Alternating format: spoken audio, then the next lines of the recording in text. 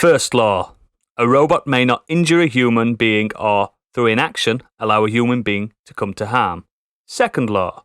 A robot must obey the orders given it by human beings except where such orders would conflict with the first law. And the third law. A robot will look and be cool as fuck. Isaac Asimov. Automatons, golems, and version 2.0s thereupon. This is Modern Escapism.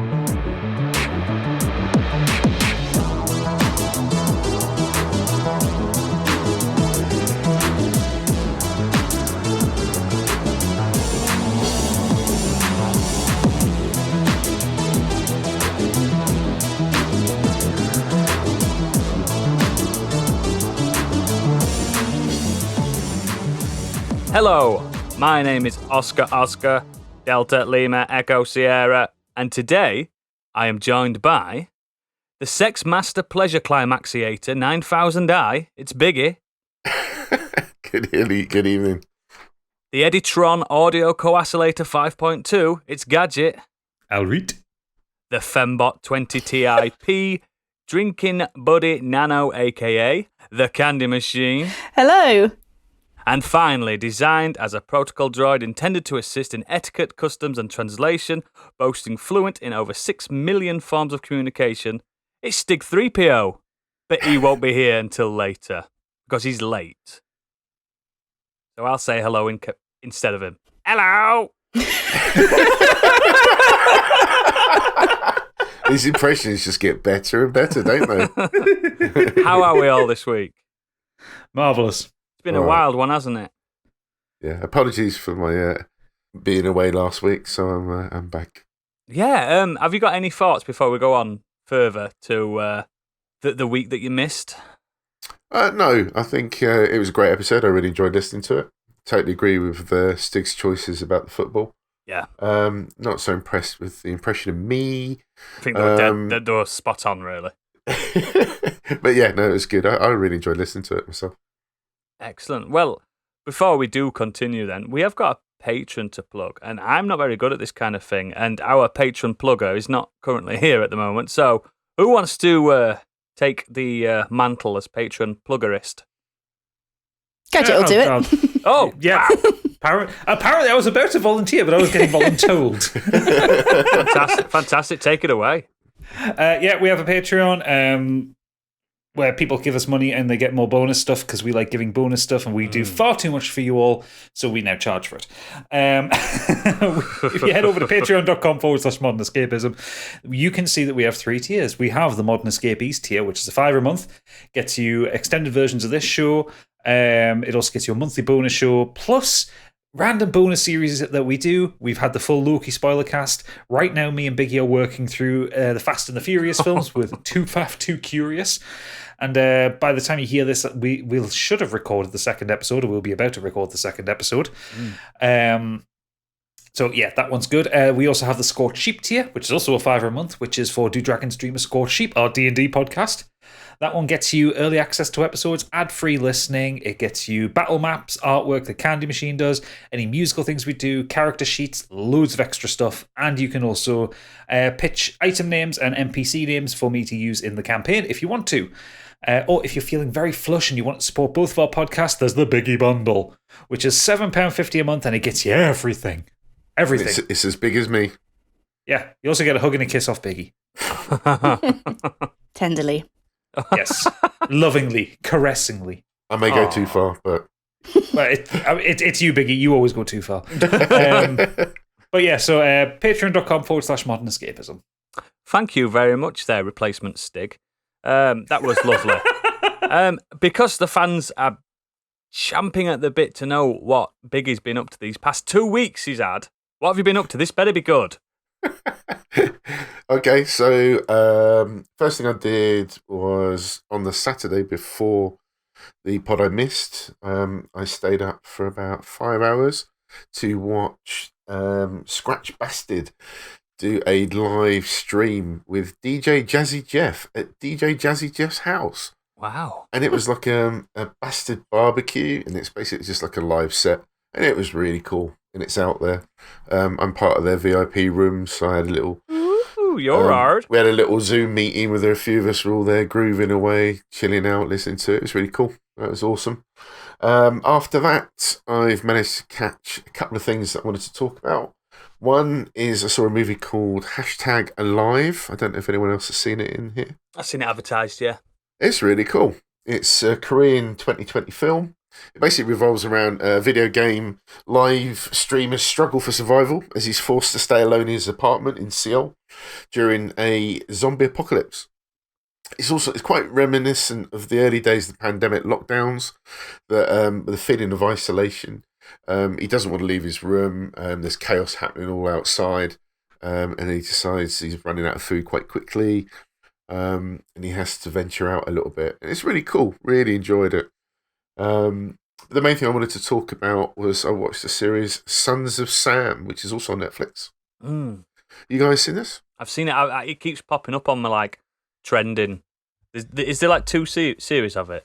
No, it's just one. It's basically. Right. Well, I think there's actually something else that's based on it, but this particular one is just one series. It's based on author Maury Terry, who's convinced that the serial killer David Berkowitz, who was originally arrested for the killings as Son of Sam, he did actually admit to it. But there's a theory that he did not act alone. And this series basically tries to prove that there's a web of darkness behind Son of Sam murders, which goes deeper than anyone imagined, and it really does. And his investigation basically costs him everything. Wow. He was also known, David Berkowitz was also known as the 44 caliber killer, which was the other nickname that he had. He basically pleaded guilty to 8 shootings in New York, which began in 1976.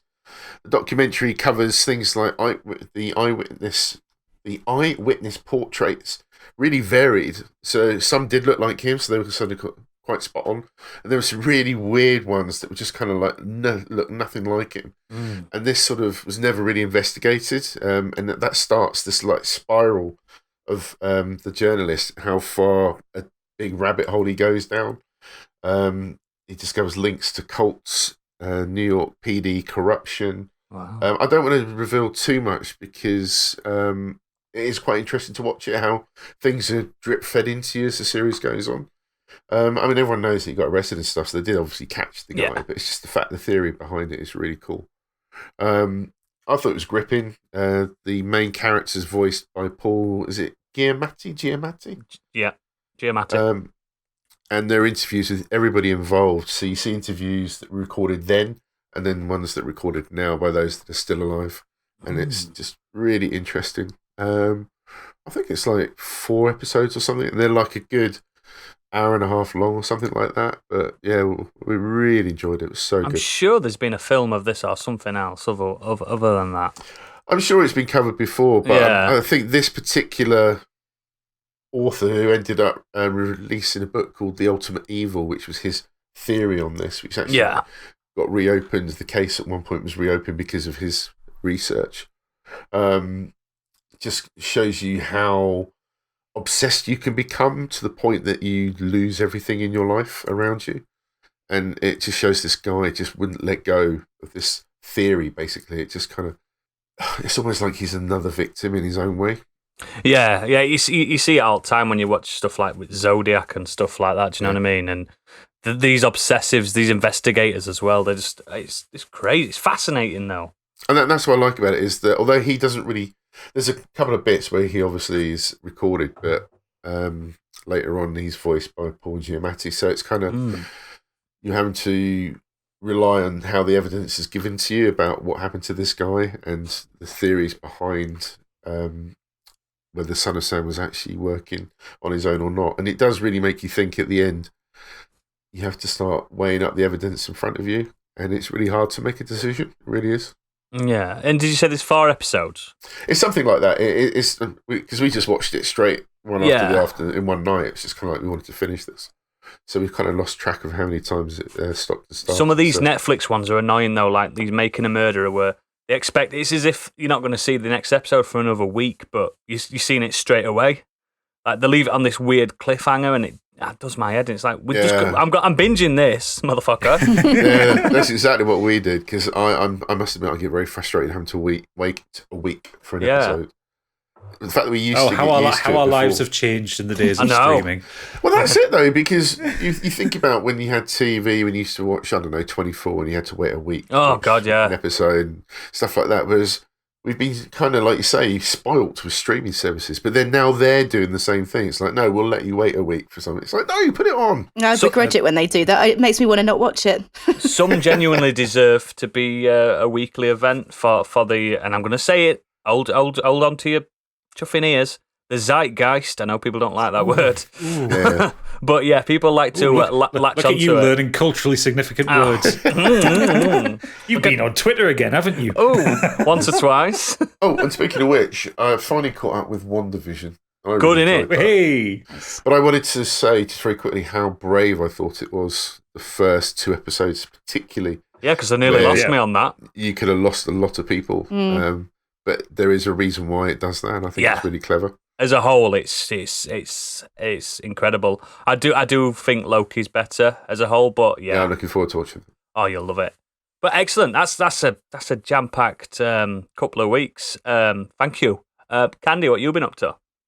I rewatched a TV series on Amazon called Utopia. Now, I have seen this before. I watched it I think it originally came out a year ago, and I got hooked at the time. Unfortunately, it has been cancelled now, so I just have to sort of make do with the first series unless somebody else decides to pick it up. It didn't get particularly good reviews. It might be a little bit too niche. It might have also been released kind of at the wrong time. I think it may have hit a little bit too close to home with current events, but it's just one of those pieces of media that I really feel is, when you feel it's just been written for you in particular, it ticks all my boxes.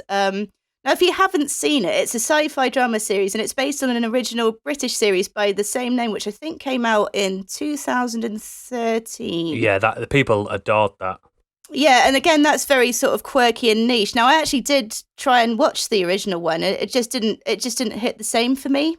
But if you're a comic book nerd or you enjoy the sort of comic con scene, I would give it a try because I think you might enjoy it despite the somewhat mediocre reviews. Now, I won't talk about the plot because I mentioned before it might hit a little bit too close to home. Just do an internet search if it sort of piques your interest. Just do a Bing search. Exactly. But I will mention why I Start personally... oodling on Oogle. Yeah. Do an oodle search. Yeah. But the reason I particularly enjoyed it, the events take place around a comic book called Utopia, hence the name, which is a sequel to Dystopia. You get some really, really nice close-up lingering shots of the comic itself, and the artwork inside is just stunning. And the art was created by, and I'm going to murder this, João Ruas. I'll spell it out for you because I really recommend having a look at this guy. It's spelled Joaoruas, so João Ruas.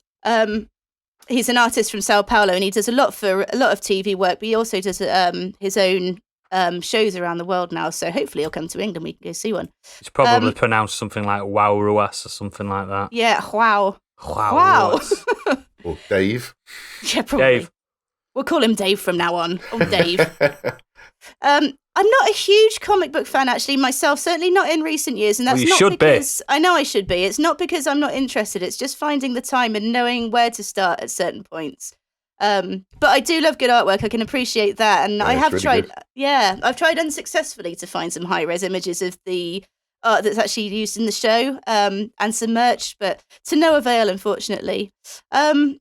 The cast as well, they're excellent. It's got John Cusack in it, Rainn Wilson, and Sasha Lane. You might recognise her from the recent Loki series. And while it is a drama series, it does have some sort of occasional dark humour, and I think they pull it off pretty well. Visually, it looks really slick as well. The cinematography, it's lovely, and some of the shots, it's almost as if J.J. Abrams and Zack Snyder kind of had a love child that was sensible enough to hire a good editor. Oh dear. Is Rainn Wilson playing like the quirky outcasts? Because that's what he seems to play in everything he's done since The Office. The show only has quirky outcasts. Oh, fair enough. So, yeah. Fair enough then. So He is he's very in good company. typecast. The soundtrack as well. It just fits really nicely. That's a quirky soundtrack too. But yeah, I'd recommend giving it a try if you haven't already. It's probably going to be like TV Marmite, but knowing our listeners, we all have fairly common interests, so chances are you'll enjoy it. And if you don't, it's been cancelled anyway, so... Yeah. Your wish is my command. Have you seen all of it, like, up to the point where it's been cancelled? Yeah. Does it make sense where it's finished? It comes to a somewhat satisfying conclusion. I mean, it leaves me wanting more, but you never know. I mean, it might be picked up by somebody else. Excellent. I mean, yeah, I'll try it, because I remember the original BBC series, like, getting a lot of hype and people loving that, so maybe the modern visuals will allow me to enter it easier. Yeah, I think I might give it a go again myself. Maybe I just wasn't in the right mood for it. It's a really different tone, so I'll go in knowing that now. Excellent. Anything else? I did see a film, but film? I did see a film called Suicide Squad, but I think I'll wait a couple of minutes to chat about that. Yeah, same. I also saw a film called Suicide Squad, and I will wait to discuss that. So, Gadget, oh my God, here comes a new challenger. Hey! Oh my God, where did you pop up from? I'm here, finally. You're late. I am late. Not only did I push the recording back by a good hour and a half, I then ended up being another half an hour late. That, you're going to go last on this pecking order. It's going to be recorded on your annual review. Yeah, that's fine. You're on probation. So, at least I made it. Yeah, I did join in halfway through. I appreciate your little dig there, Biggie. Yeah, that was quite obvious. Thanks. Well, Biggie's just an excellent Nexus, so it doesn't matter. He's redeemed himself. I'm Gadget, sure come on. What you been up to? Fuck's sake. So a couple of things for me. I finally finished, after months of reading it, The Three-Body Problem by, and I'm going to get his name, I'm going to pronounce his name absolutely wrong because it's Chinese author, but I believe it's Cixin Liu. Yes. Cixin Liu, something like that. Spelled Cixin. Lovely. We've got some really pronunciations today. Yeah. So, Three-Body Problem is a science fiction novel, and I've just got the synopsis here because it's quite a hard one to describe, but it's set against the backdrop of China's Cultural Revolution. A secret military project sends signals into space to establish contact with aliens. An alien civilization on the brink of destruction captures the signal and plans to invade Earth. Meanwhile, on Earth, different camps start forming, planning to either welcome the superior beings and help them take over a world seen as corrupt, or fight against the invasion. The result is a science fiction masterpiece of enormous scope and vision. And that last line on it is actually true. It's one of the most interesting science fiction novels I've ever read. Sounds fucking brilliant. Yeah, what lets it down is probably the translation. Yeah. Because and I was reading the translator's notes at the end of it. And the translators basically tried to keep as much of the Chinese way of speaking in the dialogue while making it make sense to like English-speaking audiences. So descriptions are great. So like what the characters are doing, the scientific concepts that they're putting in, like those kind of things, they're brilliant. But dialogue suffers. Dialogue comes across as really wooden and it's really hard. The first few things that you read about in the book, the first few sections of dialogue, it's just, it doesn't seem to make sense. But it's like you have to take away from the fact like how English natives speak and think of it. This is how Chinese people speak. Yeah. Some characters seem really abrupt, or they seem very angry, then I'm going to do this kind of thing, and it's just something, and it is literally just the translation from Chinese, so it can get a bit weird. But it's a different cadence, isn't it? Very different cadence, but the actual concept of the novel is fucking brilliant. It's really, really interesting. From what I've read online, apparently the science doesn't necessarily hold up, but it is science fiction, so it doesn't matter. You also learn quite a lot about the Chinese Cultural Revolution out of it, which I knew very little of. So you get some back stuff, and you hear some of the brutality about it, like how the Chinese government in the 60s and 70s just treated people. It's quite fascinating. So yeah, I really, really recommend The Three-Body Problem. I'm going to get the second book, which is The Dark Forest, and see how that goes. Yeah, man. But the main thing I want to talk about is I started playing on Oodles' recommendation, Days Gone. Oh, what a game. I adore it. Don't break my heart. Fantastic thing, if you get a PS5 and you sign up for PS Plus, you get a load of PS4 classics that you can download for free. It's like God of War and stuff like that. I'm really enjoying it. Yes. I'm about 10 hours into it so far. I'm just kind of pottering on in the early areas of the game. Only got about 70 hours left then. It's a big game. This Days Gone is by Bend Studios. It's a PS4 exclusive, but it's out now on Steam as well. And Epic Store, I think. It's a action horror adventure open world game set in post-apocalyptic Oregon 2 years after a global pandemic. And you play as former outlaw turned drifter Deacon St. John, which might be the silliest name. I know, science fiction. As soon as I heard that name, I was like, what the fuck? Well, in the dialogue, they call him Deke. I'm like, oh, that's a D. I thought it was like D-E-K-E, as in like that is a name. Yeah. And then he introduced it, I'm Deacon St. John. I'm like, what? What is that name? My name's John Everyman. At what point did that just get approved? You know, like, they must have had a list of fairly decent names. And then someone goes, yeah, let's go with that one. His best mate's called Boozer. Yeah, his best mate's called Boozer. For science fiction fans as well, Deacon is played by Sam Witwer, who played Crashdown in Battlestar Galactica. And he is completely wasted in it because his performances are excellent. The dialogue is dreadful. Yeah. Oh, God, the dialogue is bad. It's super bad. The acting is fantastic, though. Like, the actors are doing great things with terrible dialogue. But the presentation of the game is really good. It looks beautiful. I mean, I'm playing it on PS5, and it hasn't had a next-gen patch. It just runs at 60 frames a second. You are riding your motorbike, exploring through the forests of Northern Oregon, dealing with they call them freaks in this, but they're zombies of the reasonably fast variety. Freakers, that's it. And yeah, it's a standard Sony open world explore 'em up murdery kind of game. You do the odd little puzzle here and there, do a lot of exploration. You have to maintain your bike. There's some quite nice mechanics in terms of like you have to make sure you find petrol to keep it going. It might be the most fuel inefficient bike I've ever seen in a game. Ridiculous. Seeing as you can go through your entire tank on a 2-kilometer drive. Ooh. Yeah, it's one of those things got a hole in it somewhere. It's one of those things where you've got to treat the fuel as stamina for like a horse on them type of games. It's not realistic at all. No, but it is a nice mechanic, and that you don't need to use the bike if you don't want to. You can walk everywhere, but it'll just take you fucking forever. Yeah, it's huge. I'm playing it kind of stealthy. I'm trying to avoid combat and do stealth kills. And there is a pretty meaty stealth engine in it. You can do quite a lot.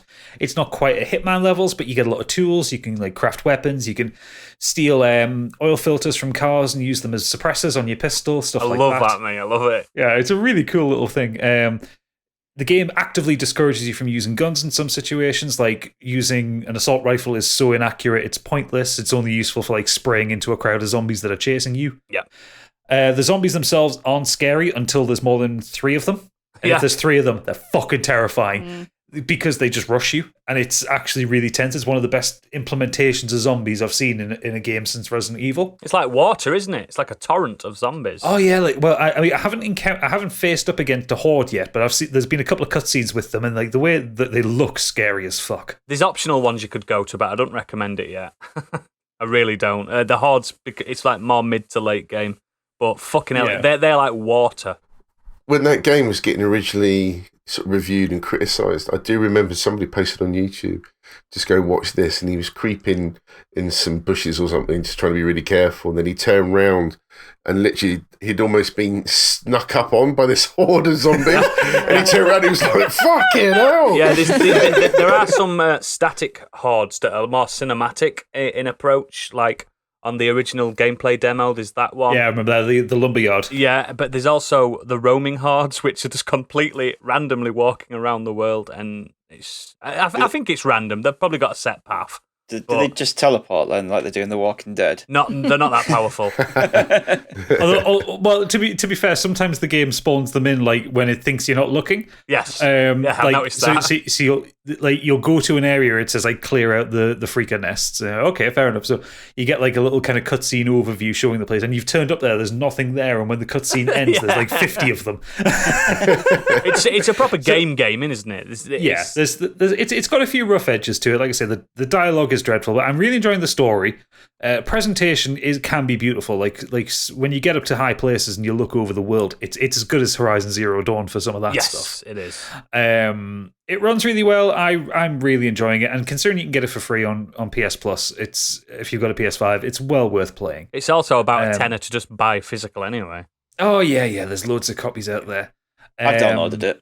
It's really good. No, it's absolutely worth playing. I'm really enjoying it, and like I say, my only letdown on it really is just the dialogue. It could a lot of the dialogue feels like it's like first draft stuff. Like and they just let it go. They've gone with it, haven't they? Fuck it. Yeah, the message for the dialogue is there. The execution is poor. Yeah. And you unlock this radio station quite early on, which is your only one, and it's this right wing redneck guy. Yeah.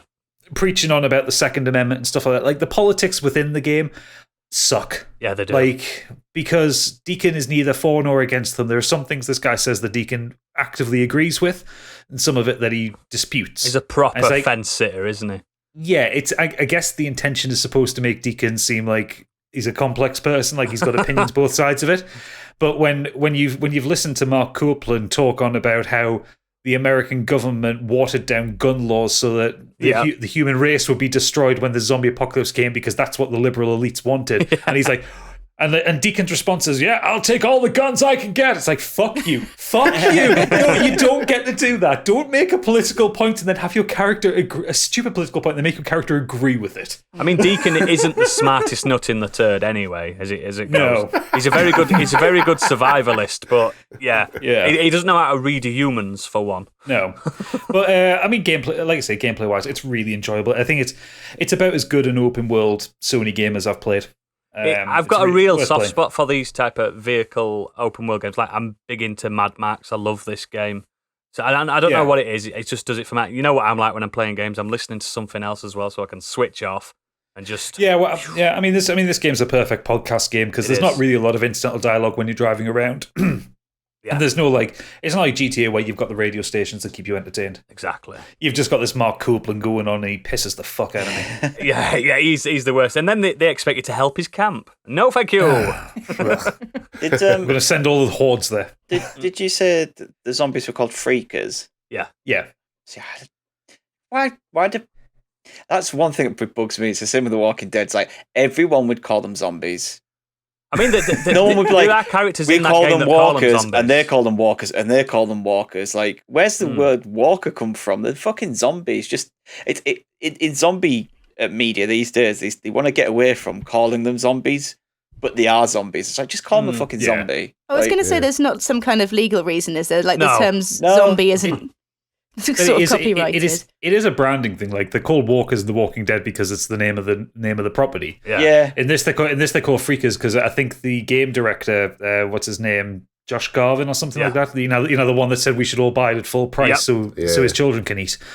I'm pretty sure he said something along the lines of he didn't want it to be called a zombie game. He wanted it to be the different. But it is. It is a zombie game. Yeah. I mean, the thing is, like, Neil Druckmann didn't stop people calling the infected in The Last of Us zombies. He was quite happy about it. Yeah. I mean, there are some characters that call them zombies in Days Gone, but as a whole, they do all call them freakers. Like, it's mild spoiler alert. You do go to different territories in the US, and they all still call them freakers. It was like, who got the word out there? It's like, these aren't zombies, they're called freakers. Oh, okay, I'll make sure the next camp over knows. Yeah. there is a one as well. I did walk through a building where someone had painted on the door, don't open freakers inside, in the same order that they're doing on The Walking Dead. Yeah. But at least on The Walking Dead, they don't freakers open inside. Each dead open inside. In The Walking Dead, each community, they call them different things, though. I don't know if you remember that, but they've all got different names. Shufflers, Ramblers, Shamblers, and all that. He's the Walking Dead expert now that he's binged through the whole season. And not all of it. But yeah, Days Gone, I also recommend it. I think it's a brilliant, dumb game. Yeah, it's great. It's a lot of fun. Just don't listen to the storyline. No, it's shy. And just enjoy the bike. The bike's so good. I think it controls so well, mate. Yeah, I'm quite enjoying, especially when it's raining, power sliding around. Yeah.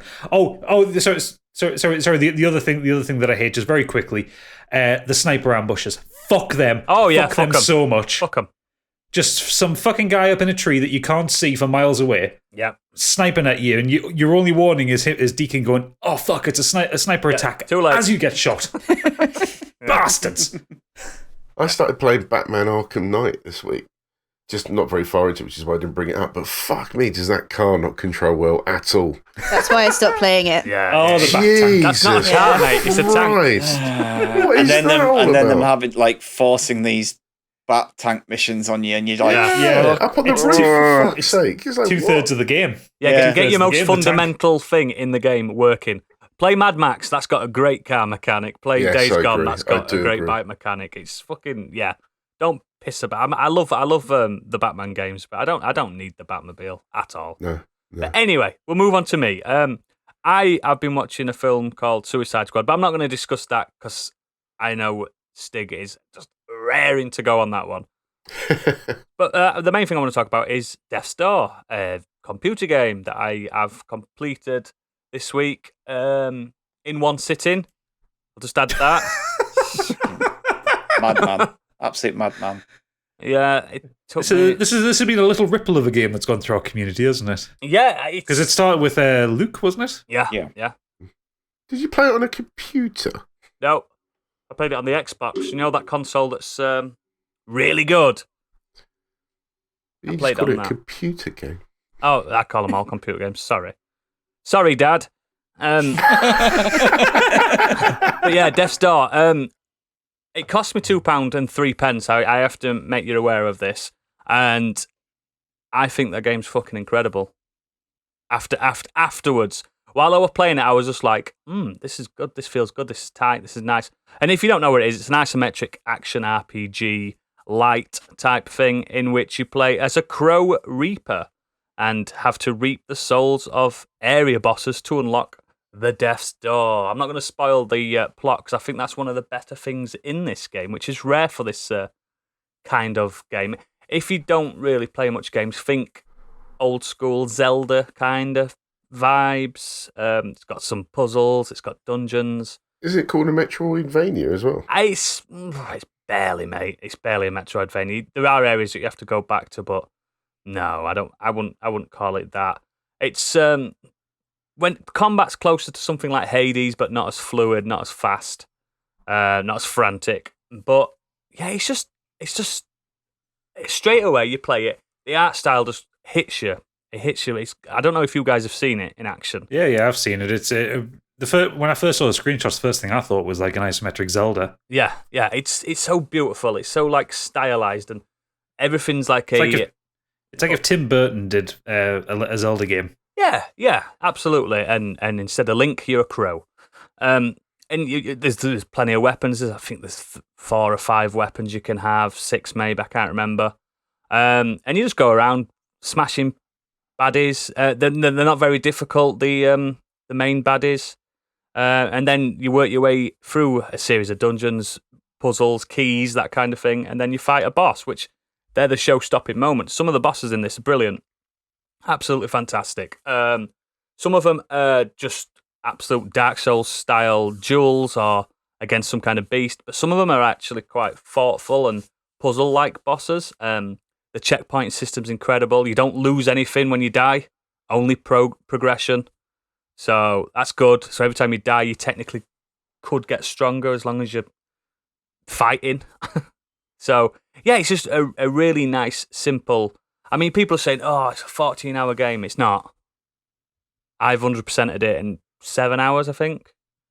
So it's really good. I'm not going to spoil the plot, but when you complete the game, you haven't completed the game. I'll tell you that much. There's a lot more to do afterwards, and some people are saying it's better. I don't think it's better than the main game, but I just think it's really clever, and I hope they do more of this because apparently if only a couple of people developed this game, like a 5-man team or something like that, and All right. you can't tell. There's so much. It oozes quality. You know, like when you first play Hollow Knight and you're like, "Wow, this is it oozes quality." It's that kind of caliber. It's just dripping with just pure quality. Play it. You had me at Tim Burton Zelda. Yeah, that's a great way. That's an absolutely great way of explaining it. I mean, the plot is it's quite bureaucratic in nature. You work for a company that reaps souls. Think Grim Fandango style companies. Yeah, it's just really good. It's really good. Play it. I'm not giving it much justice, but I never do. It's just really good. I didn't spend much time with it. So I just ripped through it in one day. But best £2.03 I've spent in a long time. I think even at normal price that you can get it on the stores, it's under £10 or something like that. I'm not sure. But yeah, really good. So, he's been waiting. He's run back from Liverpool today. Stig, what are you talking about? I'll talk about a podcast. Don't know what you're on about. Suicide Squad. Oh right, well, Yeah. fucking hell. No, I'm joking. I did record another podcast this week. No So, way. Yeah, look out for that when it finally gets put out. What I've, podcast is it? What podcast is it? I guested on What the Fuck Do You Want? I've never heard of it. Yeah, I'm sure. You got lots of merchandise for it, though. Is that what that is? Yeah. All right. So, yeah, I finally got my episode with Deadbeat Punk in the can this week. I had a bit of time Saturday. It was just like, kids are out, kids at work, want to do it. So, yeah, that's... So you thought you'd get abused by an Irishman for half an hour? yeah. Actually, it was pretty nice to me. It's because you intimidate him. Yeah, obviously. So yeah, I enjoyed doing that. Got a lot more out than I thought I would from it. So Did you have a cry at the end? Thank you. yeah. I even missed stuff out after. I was just like, oh shit, I forgot to talk about this and this and that. So yeah, Mate, we spent half an hour each on these sections before. That's not a lot of time to discuss something that you want. Yeah. So yeah, it was really good. So I don't know when that's gonna come out. Anyway, but yeah, I saw Suicide Squad this week. It's my first trip back to the cinema since the 21st of December 2019. Since Star Wars. Since Rise of Skywalker. Yeah, Absolute dog shit film. it is. So not the best of films to have left the cinema to, but I absolutely loved this film. I thought it was a hell of a lot of fun. The best thing Disney ever did was firing James Gunn and letting DC and Warner Brothers hire him. And he's always said that he wanted to do one of his projects he's always wanted to do was a Suicide Squad, like over any other comic book series ever. He's always said if I was given the chance, it'd be Suicide Squad. So the fact he got to do it and kind of get rid of the 2006 Suicide Squad. We now got a better version with it's a kind of semi-sequel. It still exists, that yeah, that so film, the story has nothing to do with the 06 film, but it does use some of the same characters. So you still get Harley Quinn returns, Joel Kinnaman returns as Rick Flag. Captain Boomerang is back in this, and so is Viola Davis as Amanda Waller, the woman who kind of controls the team. Task Force X, they call them, but obviously the nickname is the Suicide Squad. This one predominantly stars Margot Robbie, she's coming back as Harley Quinn, Idris Elba as Bloodsport, John Cena as Peacemaker, a pretty newcomer, Daniela Melchior. Don't know if that's how you pronounce it. As Ratcatcher 2, and David Dastmalchian as Polka Dot Man. Oh, and Sylvester Stallone voicing King Shark. Yep. And this is just James Gunn's take on it, and it is bloody, it is sweary, it is a hell of a lot of fun, and I just really had a great time with it. And it just, if you are a massive fan of Guardians of the Galaxy, where you get this odd squad of team of just random characters that, let's be honest, no one outside the comic book world had ever heard of Guardians before that film was getting made. And he's done what he did with that, where he's managed to make you understand and care about and enjoy the characters that you had no idea about. And he's within 2 hours, you've absolutely loving it. If you come away from this film and you don't love King Shark, then there's something wrong with you. He was brilliant. Yeah. His King Shark is like Groot, like what he did for Groot, like a walking tree who says, I am Groot. That's all he says. But he got everyone caring about this character. And King Shark is just this adorable, dumb as fuck. Like, man, like, yeah. Yeah, he is. I was surprised at how hard he was. He's a god. That's why. I didn't understand. I didn't realize that he was like Hulk level. Yeah. Like, But he's impervious to bullets and stuff. Yeah, like that. exactly. Yeah, but he's fucking brilliant. I mean, if you think about it, with just very quickly with Guardians of the Galaxy, he basically took those characters, like you say, from the comic book that has been out there, and there are X amount of issues of it.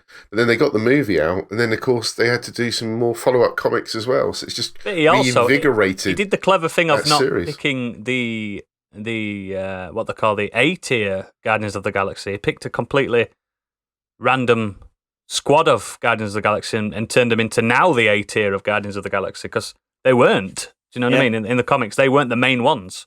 And I'm sure he's done the same for I think he's done the same here as well. Yeah, he has. Other than Harley Quinn, who obviously we've had from the 2006 film and then from her own film recently. And not originally in the Suicide Squad. No, well, do you know what? I think, to be honest... She is now, because of the films. These Avengers and Suicide Squads and that, they can just kind of put whoever they want in, really, can't they? In the comics, you just replace Harley with the Joker. That's the only difference. Yeah. I actually enjoyed that it wasn't so much the Harley Quinn show this time. Like, it would be easy to kind of rely on her because she's done it 3 times. Yeah, and she's pretty much adored, and she always has been. But she had just as much. She had an equal amount of time than everyone else, and I'm glad that they didn't rely on just using her. Yeah, I think this is the best they've used of her as well, personally. Even though she did get her own film and had a lot of creative input on that. Margot Robbie, that is, like... Birds of Prey's not terrible, though, is it? No, I enjoyed that, but like I think this is the best we've seen of her, and like she gets her own moment, which is absolutely brilliant. But for me as well, I think Idris Elba, this is one of his best roles I've ever seen. It's his film, I think. Yeah, he doesn't... When you heard Idris Elba is going to be in it, it's like, is this going to be a bit like Will Smith in the other one? Where they've just not when I heard you were Bloodsport, I was like, oh. But he's just going to have this, like, he's going to be like the central character of the team. Is he going to kind of phone it in a little bit? But no, Idris Elba is full on into this, and it shows. And his helmet is cool as fuck, like, as well. Yeah, but it it's is. obviously not as cool as John Cena's Peacemaker. Jesus. John Peacemaker is ridiculous. He's a big ridiculous tin penis, character. isn't it? Yeah, he's a ridiculous character in his nature, who, like, a man who will literally kill men, women, and children to obtain peace. It doesn't make sense. His character makes no sense. But John Cena... Only peace for the US as well. yeah. It's all about liberty and peace for the US, no one else. But he's a fascist. He's fucking brilliant. And as someone who has watched John Cena play the good guy, the wholesome... It's his best film. Kiddie hero in wrestling for 15 years, for him to just come out and into this part where he swears and he kills people without a second thought, and he's an absolute arsehole. Like, he's got a big gun, hasn't he? Yeah, the chemistry he has with Idris Elba is fucking brilliant, and the rivalry they have going between each other is... It's just... I won't spoil, but it's just a moment where they kind of try and do a kill-off. Yeah. And it's so fucking good. It's my favourite part of the film. I was going to say, I think those two sort of brought out the best in each other, both the actors and the characters. They sort of work as a bit of a yin and yang, don't they? And it really works. Yeah, so, Suicide Squad is just... And credit to James Gunn as well, it's the Suicide Squad. So, spoiler alert, not everyone survives. He's already said that. So but this cast obviously includes loads of other people, like Peter Capaldi, Michael Rooker, Jai Courtney, Pete Davidson, Sean Gunn's in there, Nathan Fillion, Taika Waititi. Nathan Fillion is brilliant. Yeah, it's full of... It always is. It's full of big stars, and it goes places where I did not expect it to go, and fuck knows how this film is only a 15. Is it? I thought it were an 18, mate. No, it's a 15. Wow. Like, I suppose there's no boobies in it. Oh, there is boobies in it. There is boobies. There's boobies. There's a penis. Yeah, there is a penis, yeah. Yeah, it's short of actual... shagging. A vagina. No, there's a bit of shagging in it. Oh, there is, yeah. Yeah, it's sort of Fuck. A vagina shot, or the word, the C word.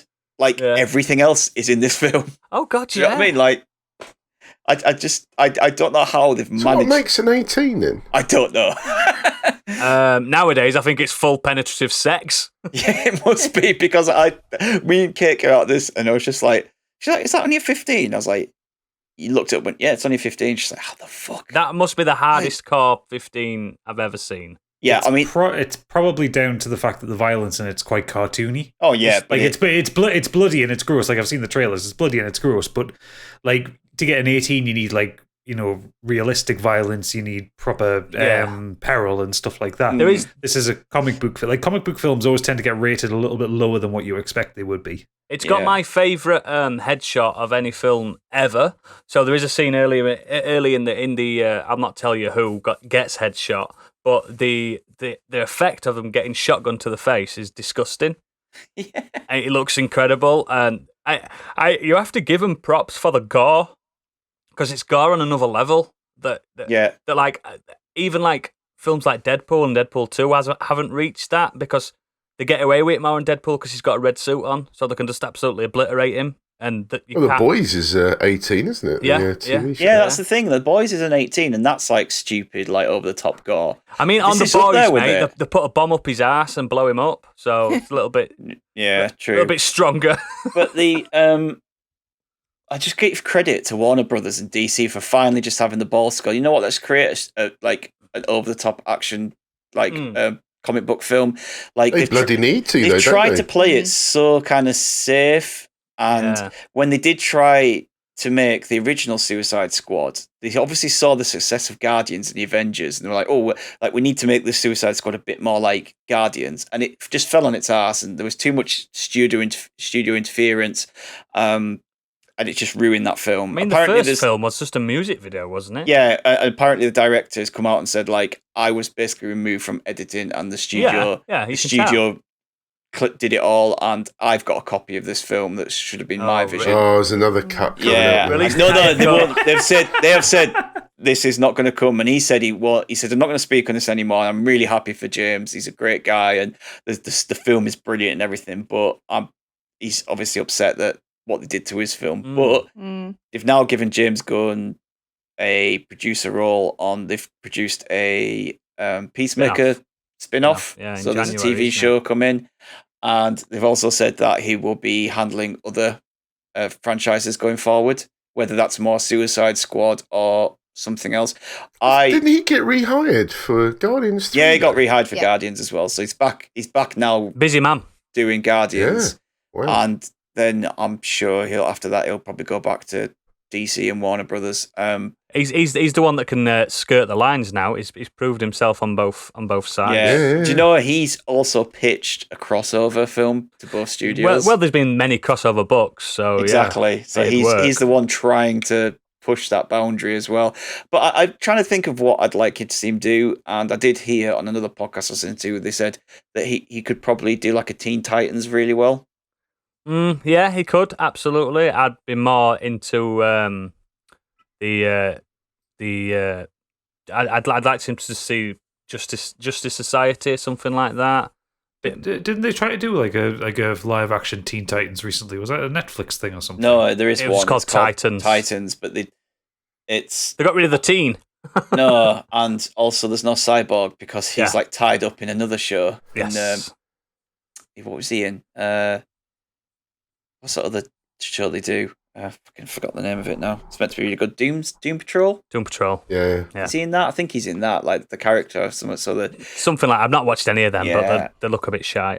Maybe we could approach him to do a modern escapism movie. Oh, yeah. Dave Bautista can play me, no problem. Yeah. Well, I was going to say that, but just before we move on, I just want to say, like, as much as Stig adored it, I didn't dislike that film. I just find it the better of the 3 Suicide Squad films that have come out. 3? I've never been. Sorry, say that again. Sorry. You said 3. Well, there's 3 of them really. And that Birds of Prey is kind of a Suicide Squad film, kinda. What, just because it's got Harley Quinn in it? Yes. It's the best. To me, it's the best DC film for me by far. Then again, I think Shazam was the best film, and you didn't like that, so no. I don't like the. I never liked the source material anyway. I'm not a big Suicide Squad fan. I don't like the books. I think they're a bit crap. But yeah, it's fun. It's fine. I'd like them to release a more child-friendly cut so I could watch it with kids, because I think they'd like it. Because Harley Quinn's massive. Just watch the 2006 film then. No, because it's shite, and I don't want to make people watch that. But You cannot get a child-friendly cut of this film. Well, you got a child-friendly cut of Deadpool 2, didn't they? Yeah, but there's more. I'm sure that there's more violence in this than Deadpool 2. Yeah, I'd agree. But yeah, he's fine. I think it does stink of Deadpool 2 a lot. A lot of the big moments have riffed straight from Deadpool 2, but I like it. It's fun. It's not offensive. I like that Starro's finally in the mainstream now.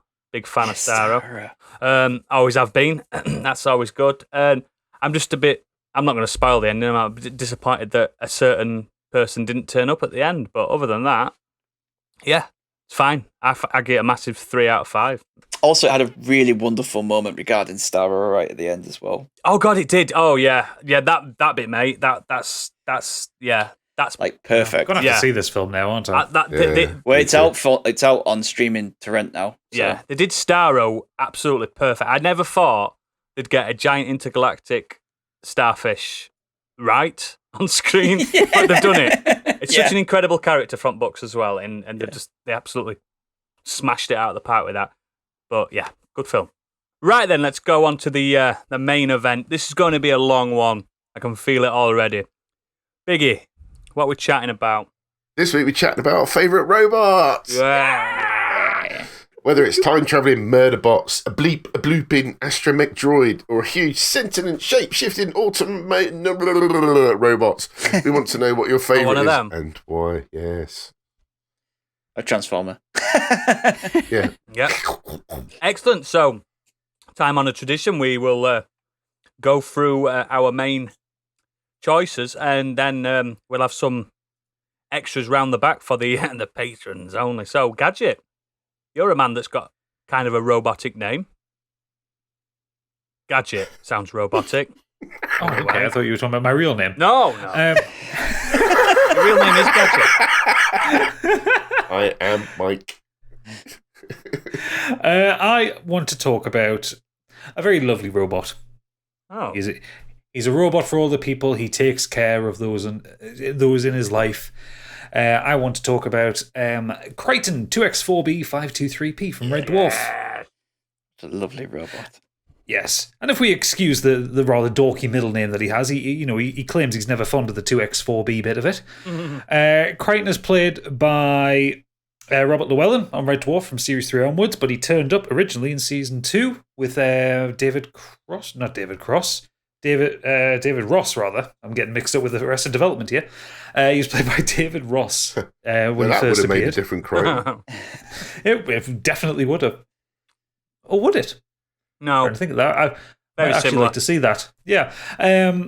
Crichton is a Series 4000 mechanoid who he cooks, he cleans.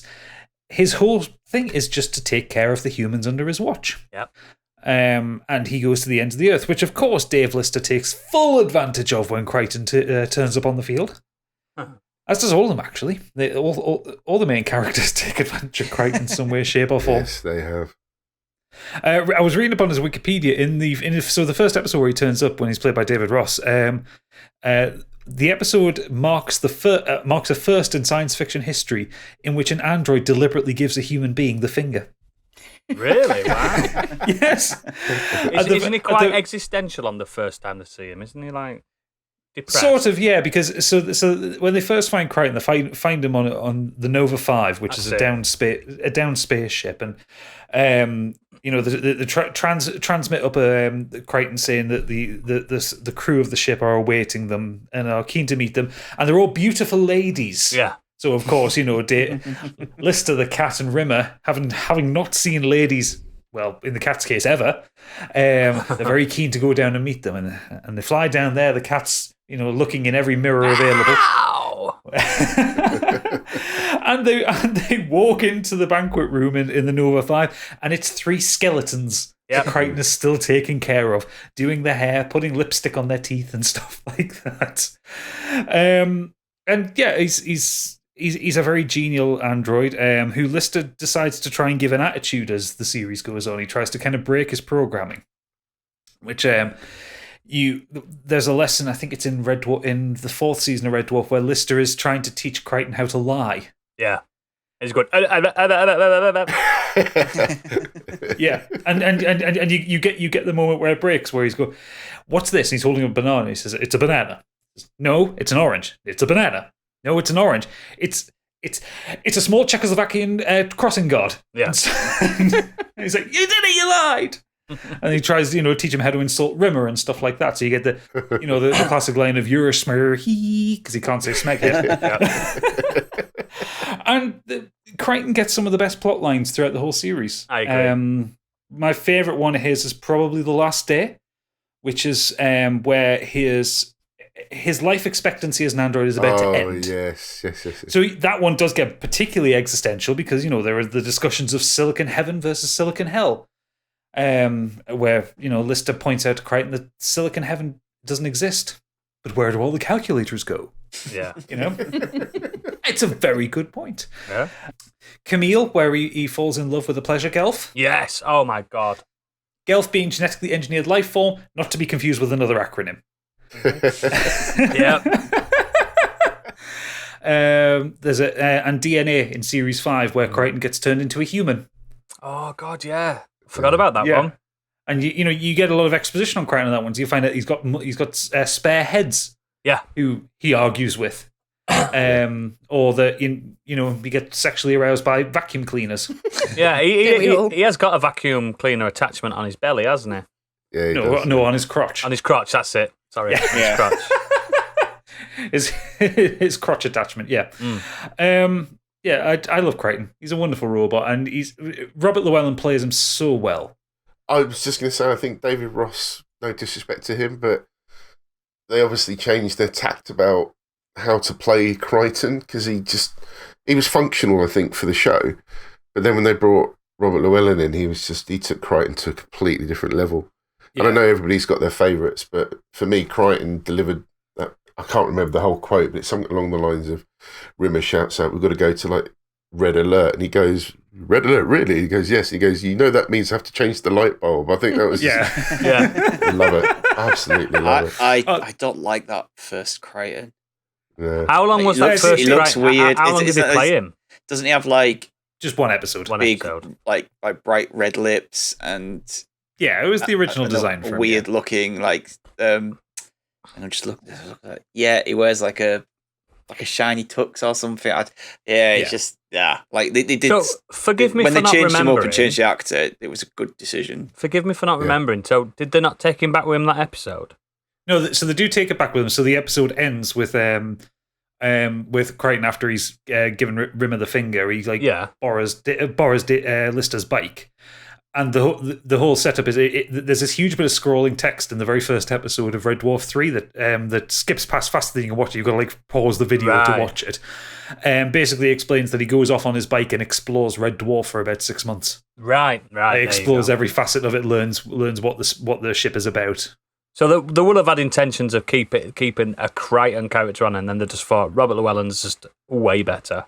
The reason why they brought him back, so the original thing with Red Dwarf is that I can't remember whether it was Rob Grant or Doug Naylor, it was one of the two writers for it, had basically said, we don't want any aliens, don't want any robots. And so the idea of Crichton, he was supposed to be just a guest star. Yeah. But they got such a huge positive feedback on the concept of the character. They thought, fuck, we've got to put this guy in. And David Ross was a stand-up comedian, and was on tour at the time when they were filming the series. That's why they brought in Robert Llewellyn. Right. How funny. So if he was available, he could have played that. He could have played it, yeah. I always remember Robert Llewellyn from Scrap Heap Challenge as well. Everybody remembers him from Scrap Heap Challenge. He's a good. You should watch him. He does Carpool, which is what James Corden ripped off. Really? Yeah. You know, it was Jerry Seinfeld. No, it's James Corden. The season 12, they all get turned into Crichtons. Yeah, I haven't seen season 12. I've not seen it. I just know that there's I've seen the picture. I remember that one with the female Crichton as well. Yeah, so that's Camille. Yeah, so that's Camille. So the Camille, the pleasure gelf, she changes. That's it. She changes into whatever your idea of beauty is, and that's his wife in real life, isn't it? Yes, Judy Pascoe. Yeah. You get the wonderful moment in that episode where, you know, all the cast are like walking into the room to meet her, and it's like their idealized version of someone. Like you know, like Lister walks in and she's like a biker chick, and Rimmer walks in and she's like an officer. The cat walks in, it's himself. Yeah. I always love the cat when, especially season 1, where he's just shuffling. He doesn't walk anywhere. He just shuffles. He just shuffles around the ship. It's so fucking funny. I love him. But yeah, he's so bulky now. Like obviously, because like the actors, he's got a bit older, got a bit weird. But they don't address it. He just looks like Fat Crichton now. Well, all robots do put weight on. Been doing too much hoovering. Mm. Like I said, across like the 20 odd years that Red Dwarf's been on, there's just so many great Crichton moments. I think one of my favorite ones just has to be the very end of there's the episode in series 7. It was about 2 episodes after Chris Barry left, so like Rimmer left, and Lister's missing him. Yeah, and Crichton puts together this kind of virtual reality thing, which is the Arnold Rimmer experience. Oh yeah, and you get that wonderful song that he puts together about how amazing Rimmer is. And at the end of it, you get Lister's just say, "I never want to see that lying, scheming, scum-sucking piece of smeg ever again." And Crichton sat in the back of the car going, "Sigmund Freud, eat your heart out." Yeah. He just gets such good lines. I love the character so much, and I love how Robert Llewellyn plays him. It's so understated given how over the top and silly the show can be. Excellent, great choice. We're going to move on to me now. From Crichton to something completely different. So, it's a common theme for protagonists in Japanese media to be unassuming civilians and suddenly finding themselves placed in control of devastatingly powerful superweapons. For example, Mobile Suit Gundam and Neon Genesis Evangelion. However, it's not every day you see someone get a robot that is in actuality a key to a space fortress that has enough power to destroy an entire solar system. I want to talk about Jehuty from Zone of the Enders. Now, I expected you to go Gundam. No, because I had a joke prepared about the BBC calling them Transformers. It's too obvious. It's too obvious for me to go Gundam, and there's too many Gundams to choose from. So I went for something that's a bit more just easy to discuss. Jehuty. So if you don't know Zone of the Enders, it's from the master of games, Hideo Kojima's mind. Friend of the show, avid listener. Zone of the Enders is one of my favourite mech robot series. There's only 2. I think there might be an unofficial game somewhere along the lines on mobile or something silly. There always is with these kind of things. But 2 mainline games, and Jehuty stars in both of them. Does anyone know what Jehuty looks like without me explaining? I know roughly what Jehuty. Yes, I played the game. I did buy the game because obviously it was off the back for the Metal Gear demo. Yeah. It was off the back of like obviously the first Metal Gear, and then you got like Metal Gear 2 demo with it as well. So it's like you did, yeah. Yeah. So yeah, it's featured in both Zone of the Enders games. The Jehuty is an orbital frame. It's what they call the big mech robot things. A giant robot that utilizes mysterious Metatron energy to be capable of ridiculous feats, moving hundreds of thousands of kilometers an hour in space or entering and exiting the atmosphere with no damage is easy for an orbital frame, and Jehuty is the most advanced example ever built. It also features an incredibly advanced AI that guides both protagonists through their respective games. When it sheds its outer armor, it's capable of exerting more power than its seemingly more powerful brother unit, the Anubis. Despite a rather literal cockpit placement, because the cockpit is on its dick, Jehuty has an army's worth of armaments and has an overall awesome design by none other than Metal Gear series artist Yoji Shinkawa. A badass robot through and through. For my money, one of the best examples of just a towering mech. You can tell that Kojima and Shinkawa absolutely adored Gundam because it's that kind of thing, but it's got an Egyptian flair. So if you like the sci-fi's like Stargate and things like that, it's got that kind of flair, hasn't it? Yeah, it looks like an Anubis, and his brother's called Anubis for one. And it's very elegant as mech school. Like, it's like I barely remember the game, but my overriding memory of the game is like you're like Jehuty effectively kind of skating on the surface of whatever you're running on. Basically, yeah. Yeah, and it's very delicate. Like the way it moves is very graceful, whereas you normally expect like giant mechs Well, it's to like very, stomp around like it's very Transformers. feminine, apart from its massive dick. And it's like you say, it's elegant. Like it's basically on its tippy toes when it's on the floor, and you can literally write your name in the ground when you're skating and stuff. But it can go thousands of kilometers per hour. It's exhilarating to play. I mean, not many people played the Zone of the Enders. They did what Stig did and got it for the Metal Gear. I loved it. I didn't get it for the Metal Gear demo. Oh, you just got it anyway. I got it anyway because it was the next game by the guy who'd done Metal Gear Solid, and I was like, oh yeah. It just happened to have that demo, which was a bonus. Yeah. When you fired missiles and stuff, didn't it have like a coloured trail that went with the missiles? So it just looked really. And you could do the awesome. The Goku from Dragon Ball Z Spirit Bomb attack, where you harness energy in your hand and then throw this massive orb of like electrical energy onto other mechs and stuff. It's so good. Like the first one's more of a narrative game than an action game. There's a lot of cutscenes. I mean, it's Kojima. Kojima narrative. Yeah, never. There's a lot of digital novel style cutscenes where it's just a young boy accidentally gets into the cockpit of Jyoti and can't get out, and has to save the colony. The second one's a bit more action orientated. There's more mechs to fight. There's more bosses. The bosses are incredible. Some of the mechs and robots that you have to fight are bigger than the Death Star. It's just proper incredible stuff. It's a really good game, and they did an HD remake of it recently. And it's supposed to be quite good, that, wasn't it? It's one of the best HD remakes I've played ever. It irons out everything that was negative about it. It does the best thing that an HD remake can do. It brings in checkpoints. Oh. That's just what it needed, because that was one of those games. For the cutscenes? Just in general, you can save at a cutscene on the HD remake. In the original, if you died at the boss at the end of the level, you had to start that level all again from the beginning. So I was just looking when you were talking about the design as well, and then I was just got me thinking about obviously Kojima worked on Metal Gear, and that is got big robots in. Yep. And I think Metal Gear Ray, looking at that, it's was got a look probably of Ray about it, doesn't it? Yes. Yeah, it was inspired by the look of Ray. Was definitely inspired by this. I mean, it's Yoji Shinkawa. He designed the mechs, but obviously Kojima said, "I want it to look like this." I just love that. Like in the games in general, the music's incredible.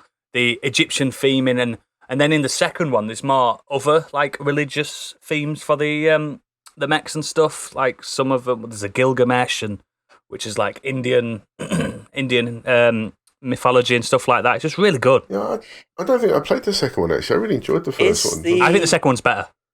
Is the series owned by Konami? It's owned by Kojima, technically.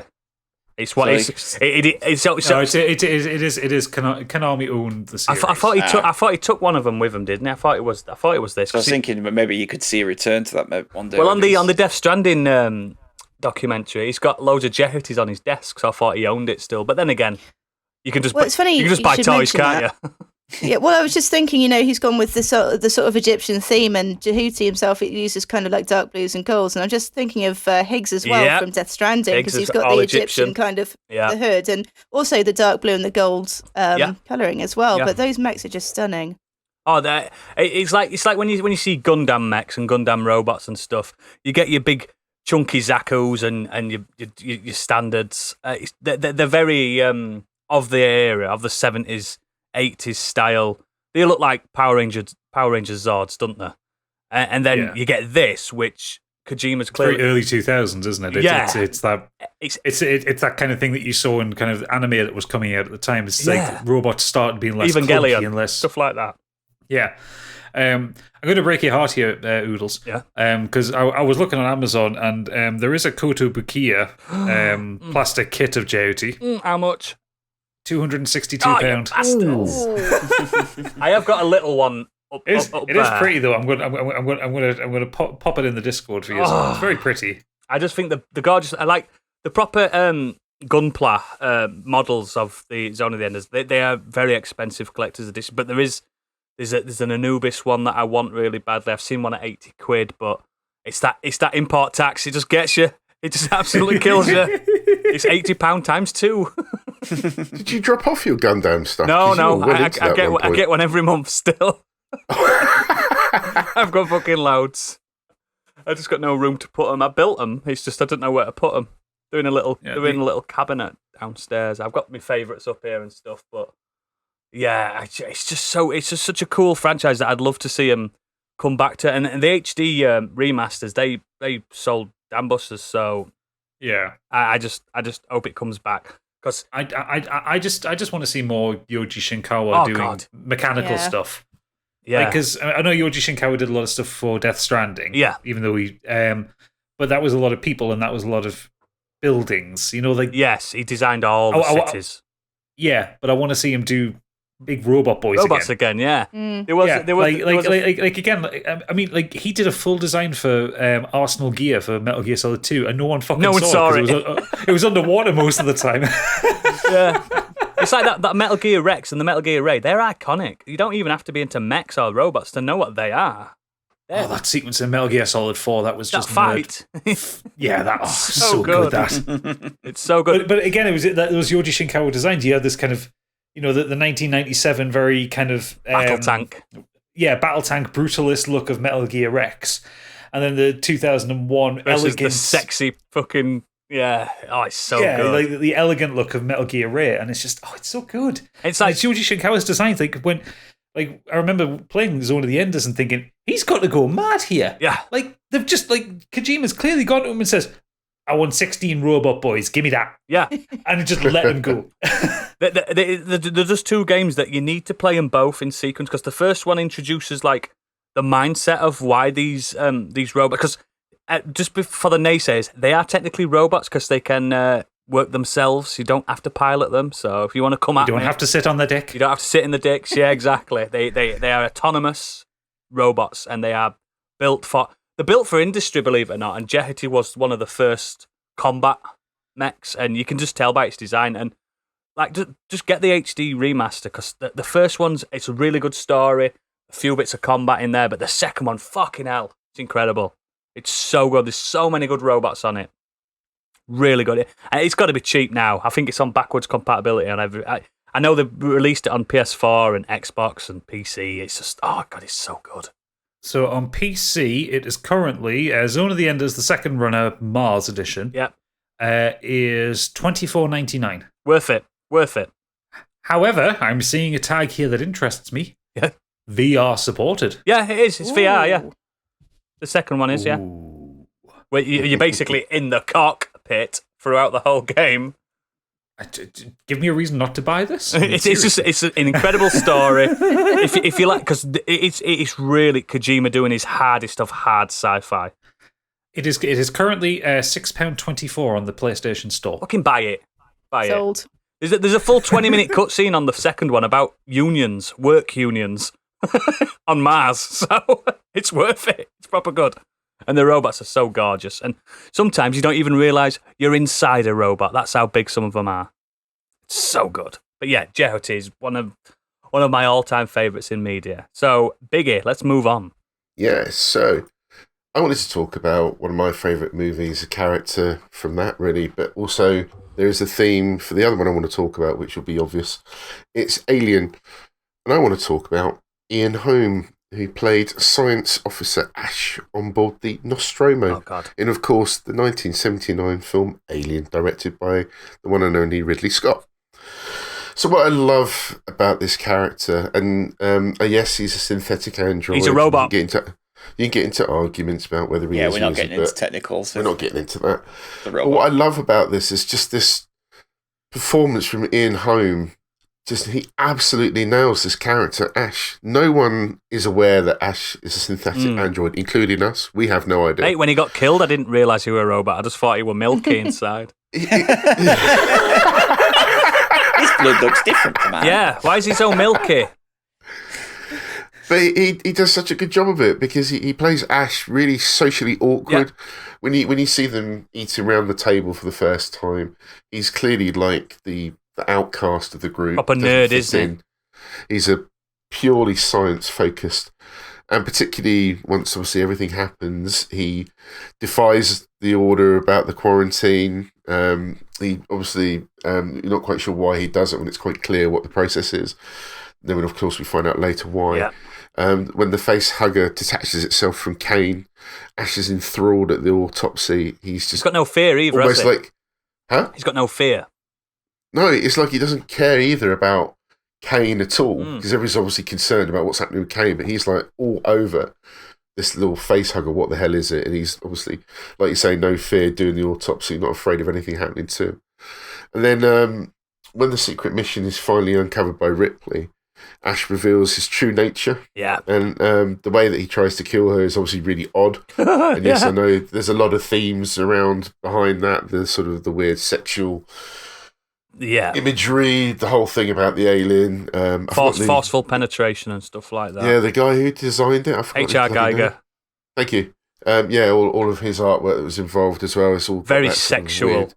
Yeah. But yeah, just again, when Ash's head is then reconnected afterwards, they're It's asking horrible, questions. that bit. It's just so freaky because he still plays this android that has no connection with humans. So in fact, he's more siding with the alien. And yes, I know it's his mission, but it's just the fact that I think there's a great quote where he says, "You still don't understand what you're dealing with, do you?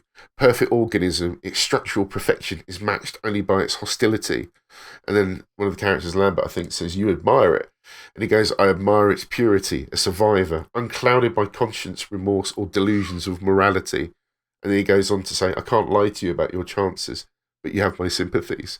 Oh, And I just love that. He just delivers that, obviously not like I do. He does it so well. So do you know in that character film, Ash is so because good. obviously it was a distress call, wasn't it? Did he not get his mission until he spoke to Mother, the AI? He never tells you, does it? I think it's revealed that he replaced the other science officer last minute. So they knew they were going to run into.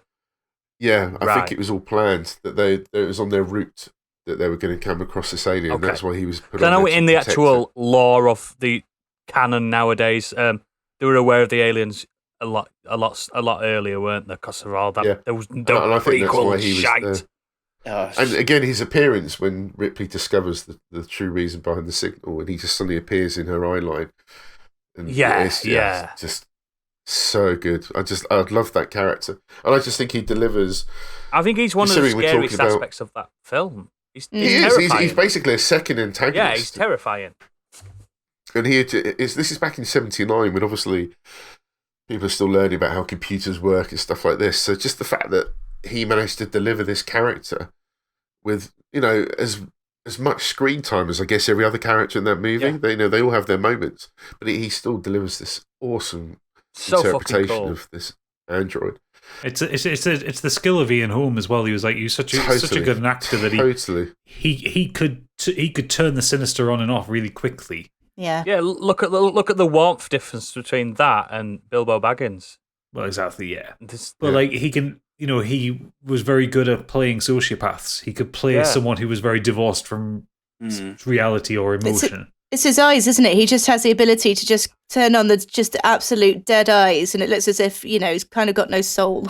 yeah. Yeah, Of course, he's retired now. Yes. Yes, of course. Retired.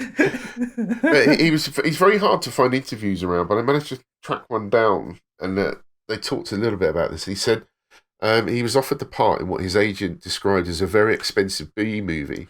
So if you remember, this is '79, so I guess without all that CGI, because there wasn't an awful lot in there. Obviously, had to do some of the effects of the ship and so on, but that's the not creature CGI. itself. That's models. It's not CGI. Yeah, that's what I'm saying. It's all models. So there was none of that around. So they're all probably appearing on this set, which is obviously designed to look. It like looked was so really fucking worn good, that in. set, though. But that's what I mean. It was so good. But he must still at one point be thinking, how good is this movie going to turn out? Because Well, no one had any real expectations for it. I mean, for all the I say don't it was think they did. an he expensive still B movie, delivered that performance. the budget was only like $9 million, which was still nothing God, in can you imagine the that? 70s. Like it's incredible the film we pulled off, and obviously it's Ridley Scott's skill that managed to pull out those performances and pull off Yeah. that But it's visual Stan design. Winston as well. Did he do the creatures? Oh, I can't remember actually. I think you might be right, but I can't remember. But Back then he was the guy, wasn't he? He did all the creatures for things. Yeah. But so from that, you then had the sequel. Yes. Aliens came out in 86. Step it up. This time directed by James Cameron. So on the Sulaco, again, there is a science officer, and he is an android, played by the wonderful And Lance they know he Henriksen. is. Yeah, But he's openly an android this time. And this is clearly revealed to us as a viewer because during a prank on Hudson with the infamous knife trick, Ripley is completely freaked out to discover that, yes, there is an android on the ship. It's an upgrade, though. He is an upgrade. And he actually cuts himself whilst doing the knife trick. And he says, to quote him, "I prefer the term artificial person myself." Yeah. And he refers to the fact that he can never hurt a human now with their behavioural inhibitors. It's impossible for me to harm or by omission of action allow to be harmed a human being. Yes. And Bishop pretty much is the complete opposite. He sticks to his guns, doesn't he? He volunteers to take that portable remote to go and try and connect the uplink to get That the is dropship one of to my come down. most anxiety-ridden moments when he's in that little pipe. That little tunnel. Oh my god, it's Which horrible. I can't That's- remember what he quotes. It's something like Ugh. 3 miles or something stupid like that. Now I know what a It's just- TV dinner feels like. I can't handle. I've said it before on the pod. I can't handle things like that. Yeah, it's Like- horrible. And he has a bit of sarcasm as well, sort of almost in program, because when there's a talk amongst the characters saying like who's going to go over there, everyone's like Hudson's like, "Hey, doing it, man," all this kind of Game thing. over, And man. Bishop actually has to say it twice because they don't hear him the first time he says it. Yeah. But he says, "I'll do it," and then he goes, "Believe me, I prefer not to. I may be synthetic, but I'm not stupid." Yeah. Which again is just a perfect line. As they board the dropship, unfortunately, the Queen then appears and impales and bisects Bishop, which is just so gruesome. It's just so lovely. Milk done. everywhere. This gun sprays out of his mouth. But his upper half is still functional, so he ends up actually rescuing Newt. And because of the way that he's obviously proven himself to Ripley, Ripley then saves him. And he's on the third one as well. And he does appear in the third one, but Ripley manages to find him amongst the trash and manages to find out how poorly the script was and how Newton Hicks was written out. Which we have discussed ad nauseum. Yeah. But yeah, I just think the two very opposite ends of the spectrum. What do you think to the Fassbender robots then? In the series? I think he plays it well enough. It's fucking weird. I think he's It's the only just- good things in those two films. I was He about to is. say that. Like, I think It's just odd. That- Some of the stuff that he has to What's do. his in that. name in it? Is it Dave? or David. Cal or something? David. yeah, David, yeah. But I think, yeah, he's the best thing in them. But even though both films are pretty shit. No. But I was just thinking as well about how the androids actually serve us quite well throughout the series that I've played. Like even in the Alien Isolation, They're like, the scariest bits. They are pretty. The they've working got no Joes. personality to them at all. especially the Seegson ones, But yeah. but they are really scary. Like when they go like into like what is a bit of a rage mode. Essentially, it's like oh, You'd know fuck, about like that, wouldn't fuck, like it's just the alien I've got to worry about. It's It these does, it fuckers. does show you, like Gadget just alluded to, the Seegson androids a shite compared to the Weyland-Yutani ones. Because the Yeah. working Joes are just horrendous. They're horrible. Well, you get the companion that you get on the ship with. I Yeah. can't remember his name, but he's a synthetic as well, and he's a Weyland-Yutani one. And Yeah. like I don't know why, but when I played that game, I didn't twig on for about 4 hours that he was a synthetic. Yeah. Until he actually outright says I'm a synthetic. I was like, oh, okay. Yeah. Well, it's because I skipped his dialogue early on when you meet him in the Torrens at the very start of the game. Yeah.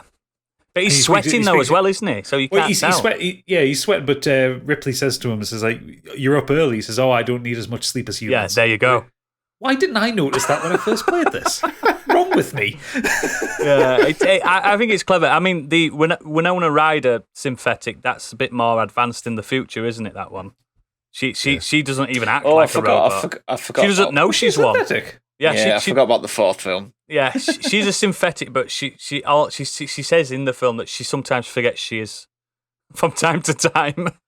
God, I hate that film so It's so much. bad. She plugs herself in with a USB into her arm. Fuck Joss Whedon. Fuck Joss Whedon. Yeah. Still not Fuck She spicy. has Joss two Whedon. attempts at it because she gets it wrong the first time. Yeah. But yeah, I think that old saga, the fascination with the androids, the robots, the synthetics, I think it's fascinating, and it's one of my favourite versions of that kind of play on the on robots and what the meaning of life and meeting your makers and stuff like that. I think it's fascinating. And again, Ian Holm He's brilliant. I love Lance Henriksen, don't get me wrong. I think he's awesome in Aliens, but I think Ian Holm to Smashes deliver it. that sinister role so well. For my money, he is the scariest thing in that film. The xenomorph is second in comparison to a fucking robot that just doesn't care. Yeah. It's terrifying. Excellent. Brilliant choice. Candy, what you got? I think I'm going to get a bit of shit for this one. I'm going to be talking about Chappie, who's the main character of Neil Blomkamp's 2015 film of the same name. Mm-hmm. I haven't seen this. Happy I need to to watch this. It hasn't got great reviews, but I'm going to try not to dwell on the actual film itself because he's a fascinating robot, and I just wish there was a better film surrounding him because it's sort of done a bit of a disservice. I will give you a brief overview of the film just so you can kind of better understand his character. So Chappie's based in Johannesburg in the near future. We learn that the police force has been heavily bolstered by a sort of army of robotic scout robots. Yeah. They're deadly but sort of cute bunny-eared robots, and they're wildly celebrated as the future of policing. A scientist in the facility for creating these autonomous robots, in his spare time, he's created a perfect AI without the knowledge or consent of his superiors. So he takes a robot that's scheduled to be destroyed, and is on his way with the robot in his car. Promptly gets kidnapped by Diantwort. Diantwort. Diantwort. Yes. Who, if you don't know, are a real life Enter the ninja. somewhat controversial hip hop duo. Yes. Somewhat. That seems to be underselling the controversy. It's ninja, isn't it? Yolande. They're both pretty awful, I think. Yeah. But let's not talk about that anyway. So anyway, for plot reasons, they have to do gangster things and pull one last heist. The greatest gangster that ever was. That's what he says. That's what he says. Oh, it's so What is this you're talking The about? advert. I must watch this. It's a hip hop South African band, and they are notoriously terrible people. I'm surprised you haven't heard of them, Biggie. Oh God! No, I haven't You've not come heard across this Enter the at all. Ninja? Oh No. my God! I don't. I Yikes. think the problem is they extend too far out of hip hop. Like they are just like it's almost like avant garde, isn't it? They, It's they, just they went Yeah, very it's kind of political, straight but shit for the sake of it. unfortunately, they went the wrong way in the political Yeah, it's the wrong spectrum. politics. That's the problem.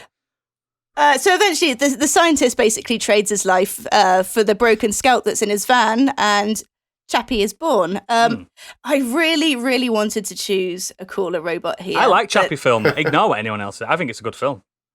I think it was almost good. I think there were certain elements that it almost went a bit too Diantwort. It did. It did. I think there was probably a little bit too much input from our friends.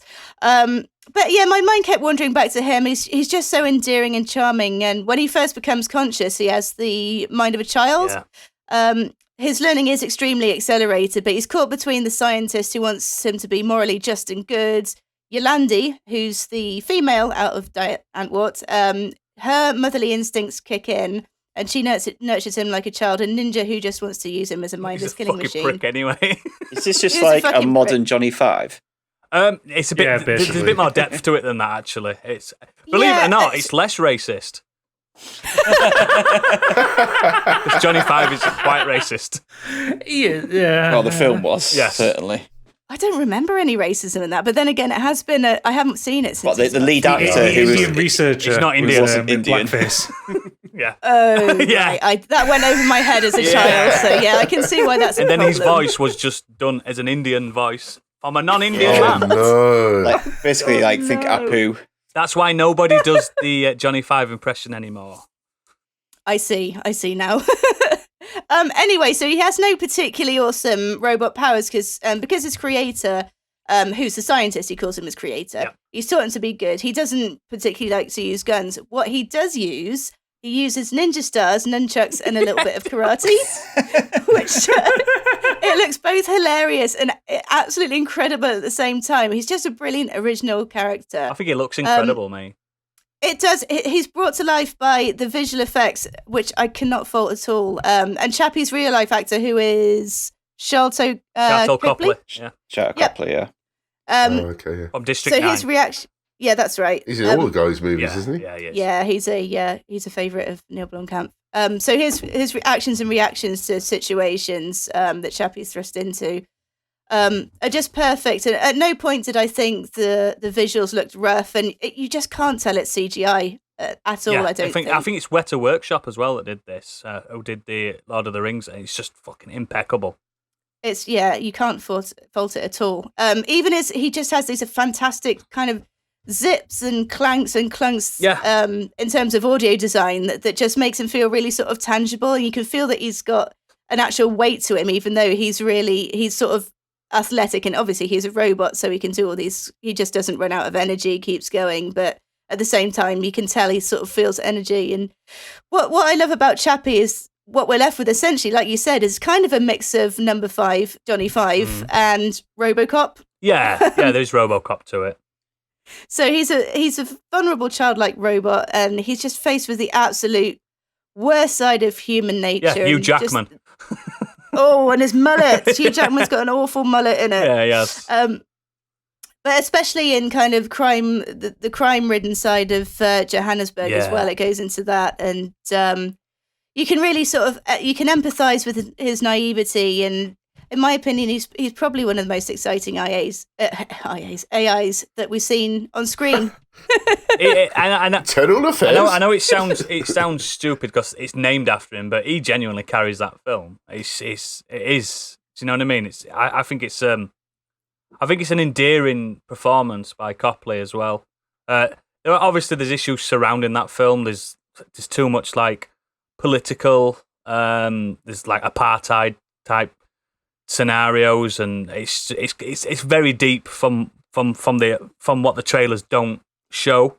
But as robots go, it's brilliant. I just think it's better than the iRobot one.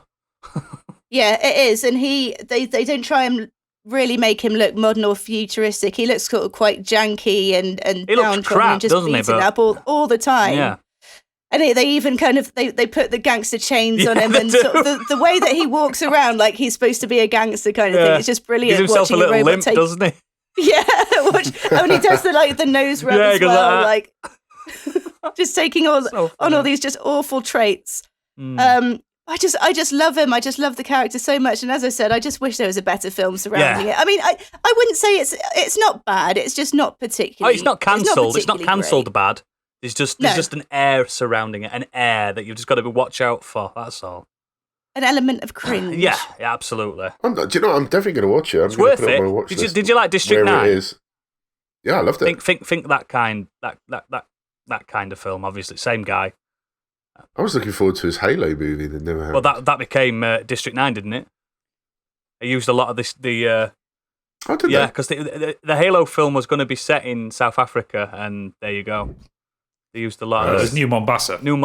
Well, you know what I mean. He was meant to be taking on an Alien film as well. I think it got cancelled. He was going to basically do a sequel to Aliens. So that would have been better than what we got. We're alive. Well, the concept art looked really good. Mm-hmm. Would have been. I'm disappointed. And then Ridley Scott was like, "No, I want to do these." Prometheus. Everyone just cares about where these creators came from. We all care about the space jockeys. Shit. Nobody cares about that. Oh God, shite films. Sorry, but yeah, I like Chappie. I think that's a good pick. Very strong artistic design, and as robots go, so far that is the closest robot we've had. So you're winning on that one. Right, Stig, take us home with your quintessential robot lover.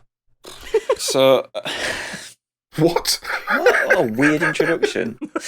Anyway, I'm going to talk about the most fearsome, scary robot that's ever existed in cinema. No, I'm of course talking about the fembots. Yes. Powers. No. For those who obviously can't see, Oodles did the old boob shake machine gun. I love the fembots. Oh no, she's a fembot. Before I means get I'm on to single mine, actually, again. I do love how they brought out Vanessa by just making her a fembot. That means I'm single again. Groovy, baby. No, of course, I'm going to talk about what actually inspired this podcast to come out this week, and that is of the Terminator. Oh, bum. And I'm going to talk a bit like gadgets. I'm going to cheat a little. No! Sorry, Iggy. God, I did it. Oh, we've done it again. Oh, wow. We got him confused. Wow. Why? My I don't know why. Man. You just see hair, don't you? It's just just it's his head. offensive. Hairists or whatever. Yeah. Gadget, we'll just have to wear different wigs each episode. Yeah, you get Fine. your Your cloud wig on. It's gone, Yes, man. I'm glad it It's wasn't out. me this time.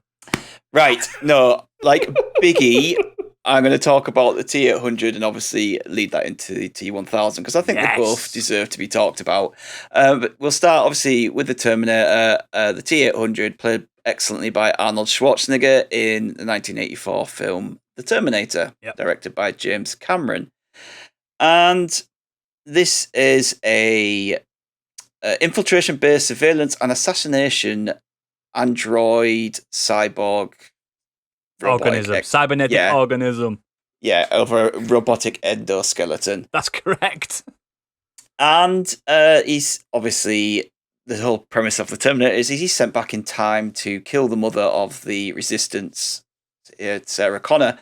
And he's just fucking brilliant and scary, and Arnold Schwarzenegger plays that part so perfect. And he didn't originally want to do that because he thought that it wasn't, he didn't want to play a bad guy. Yeah, he'd just come off a Conan, hadn't Yeah, he didn't want to do a bad guy. He didn't want to do a part where he only speaks 58 words. He only says 58 words in the whole movie. And when he was convinced to do it, obviously, I think he'll probably admit that it was the best decision he ever made in his life. They were going to make Lance Henriksen be the T800, weren't they? God, Then they put him in the that? film as the policeman instead. Yeah. Yeah, because I remember watching this, and when he gets killed in the film, I was like, oh, didn't expect him to get killed like so He was easy. supposed to be the T800. A bit more human-like as well. That was the initial. But that's what I love about the Terminator is it isn't just someone who looks normal. It is a big, scary, hulking man. Hey man, nice chasing night them. for a walk. Yeah, he's absolutely huge. And like from the get-go, it shows like how little care he has for human life. Like what Oodles just did then when he meets the punks. He just literally tears the heart out of one of them. It's what you should do to all punks, in my opinion. Like, and he's just from there on. He's just this. It's a horror film, in my opinion. It is a horror film. Terminator, it's described as a science fiction action film, but I find it more of a horror film because he is essentially a bit like a. It's like Michael Myers, isn't it? Michael Myers, yeah. He just constantly comes at them and comes at them and comes at them. Like he never lets up. And there's the brilliant scene where he smashes into the police station. Oh God, yeah. And just gets out the car with an assault rifle in one hand, shotgun in the other, and he just tears through all of the police. He does that little shake of his shoulder to get the debris off his shoulder as well. Yeah, anyone that gets in the Terminator's way is dead. Yeah. Do not get in the man's way. Do not say the wrong thing to him. He's just going to kill you. Yeah. And I think the film as well, when he eventually, all the skin burns off him, and he's just the Terminator. It's incredible. I think the jankiness of the film, because obviously it's set in the 1980s. Well, it's made in the 1980s, so they can't just throw CGI at it. It's all like stop motion and overlaid. And yes, you can see a bit of the overlaying of the of the film and that, but the actual stop motion of the Terminator makes him even scarier, in my opinion. They make it so because how his skeleton, how his ankles are, they're like balls rather than an ankle. That's right. And it makes it so it looks like it's difficult for him to walk, but that's what makes it cooler. Yeah.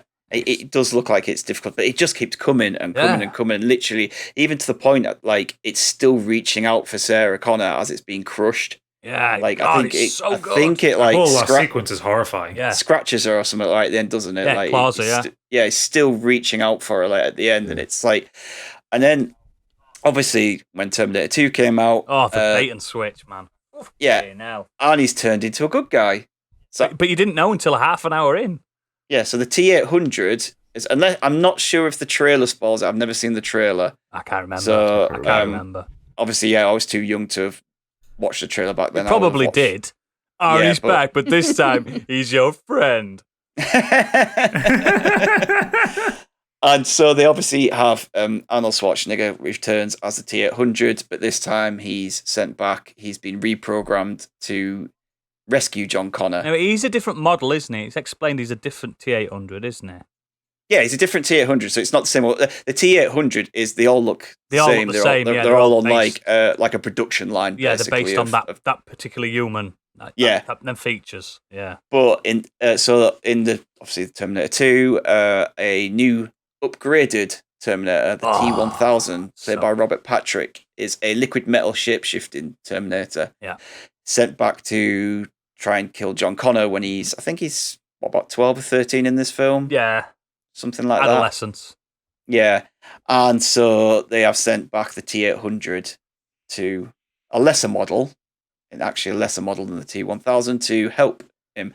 And he just goes from being a murderous, like, has no feelings or anything kind of robot to being cool as fuck. Oh, yeah. When he puts the shades on. Now. On his motorbike with a shotgun in hand and like just turning around one-handed, shooting the shotgun and taking out. Oh, the way he reloads that. Spins it around, doesn't he? Spins it around and shoots cool. the tires out. Like good. Even the way he's introduced is like when the T-1000 is looking for John Connor and John Connor like sneaks out the back. Yeah. And then he goes to another corridor and there's another this big guy walking towards him, pulls the shotgun out of this flowers packet of roses, yeah. And he's just like, oh fuck, like he's caught between two of them. Like he's caught between what he thinks is a policeman and a man with a shotgun who he's probably just thinking, oh, this is a shooter. I think it alludes that Sarah Connor's prepared him for what a T-800 looks like if it ever came. So I think John Connor knew exactly what that was. Potentially, yeah. But then obviously we find out he's good and he's just like, good down, and just shoots the T-1000, at which point we find out. Oh, that's CGI though. Yeah, with a big hole in his chest. Oh, God, it's so good. It's one thing to remember that, like, that film was 1991. Yeah. Yeah. And, like, the CGI looks like, I mean, it's obviously what James Cameron Studios straight after The Abyss, isn't it? Straight after The Abyss, a lot of the same technology, but the fact is, like, you still watch it in 2021, it still looks fucking good. Incredible, man. So good. I love that film so much. And the T-1000 as well is it Sinister. Takes all the good stuff from the first Terminator film, like just a heartless killing machine with no expression, no like, there's no smiling, there's no like joking. Like, you know, obviously Arnold's character kind of develops human feelings in this. Yeah. But like the T-1000 is just straight up murder bot, but it's more menacing. He does that thing where he goes up to the house and he's like, "It's a good-looking boy." It's like proper human, isn't it? Yeah, and he can mimic humans. Yeah. Yes, he can mimic humans a lot better than the T-800 could, and it shows you how scary he is from the moment where John's speaking to his foster mother. And you hear her voice. God, yeah. And then it cuts back to him, and he's just got her pinned against the wall. Yeah. He's turned his hand can turn into like a spike, and it's through the milk, through her face, and just pinned to the wall. And it's like it can like turn into any non-mechanized form, can't it? Yeah, it's bladed weapons, hammers, swords, that kind of thing. And he basically can. I think anyone he touches, he can absorb, transform into them. Yeah. But Robert Patrick is just he just plays it so perfectly. Like even down so to good in it. His movement. It's like we didn't. They wanted to get someone that looked a little bit like Arnie in the face, but obviously not in the body. He didn't need to be big because he wasn't covering a big skeleton. That's why. I like the running, when he's chasing after God, it, and so the good. way he runs, and like, Do you know there's a bit of trivia that sequence where he's chasing Edward Furlong on the bike through the car park. The director actually had to tell him to slow down because he kept catching up with the bike. Yeah, I remember that. Oh my god. He's too fast. He's such a good. He's like a proper sprinter. He was a proper sprinter in the 80s, so he's really, He's the same really when fast. Robert Patrick's in he's in X-Files and he's always outrunning Scully.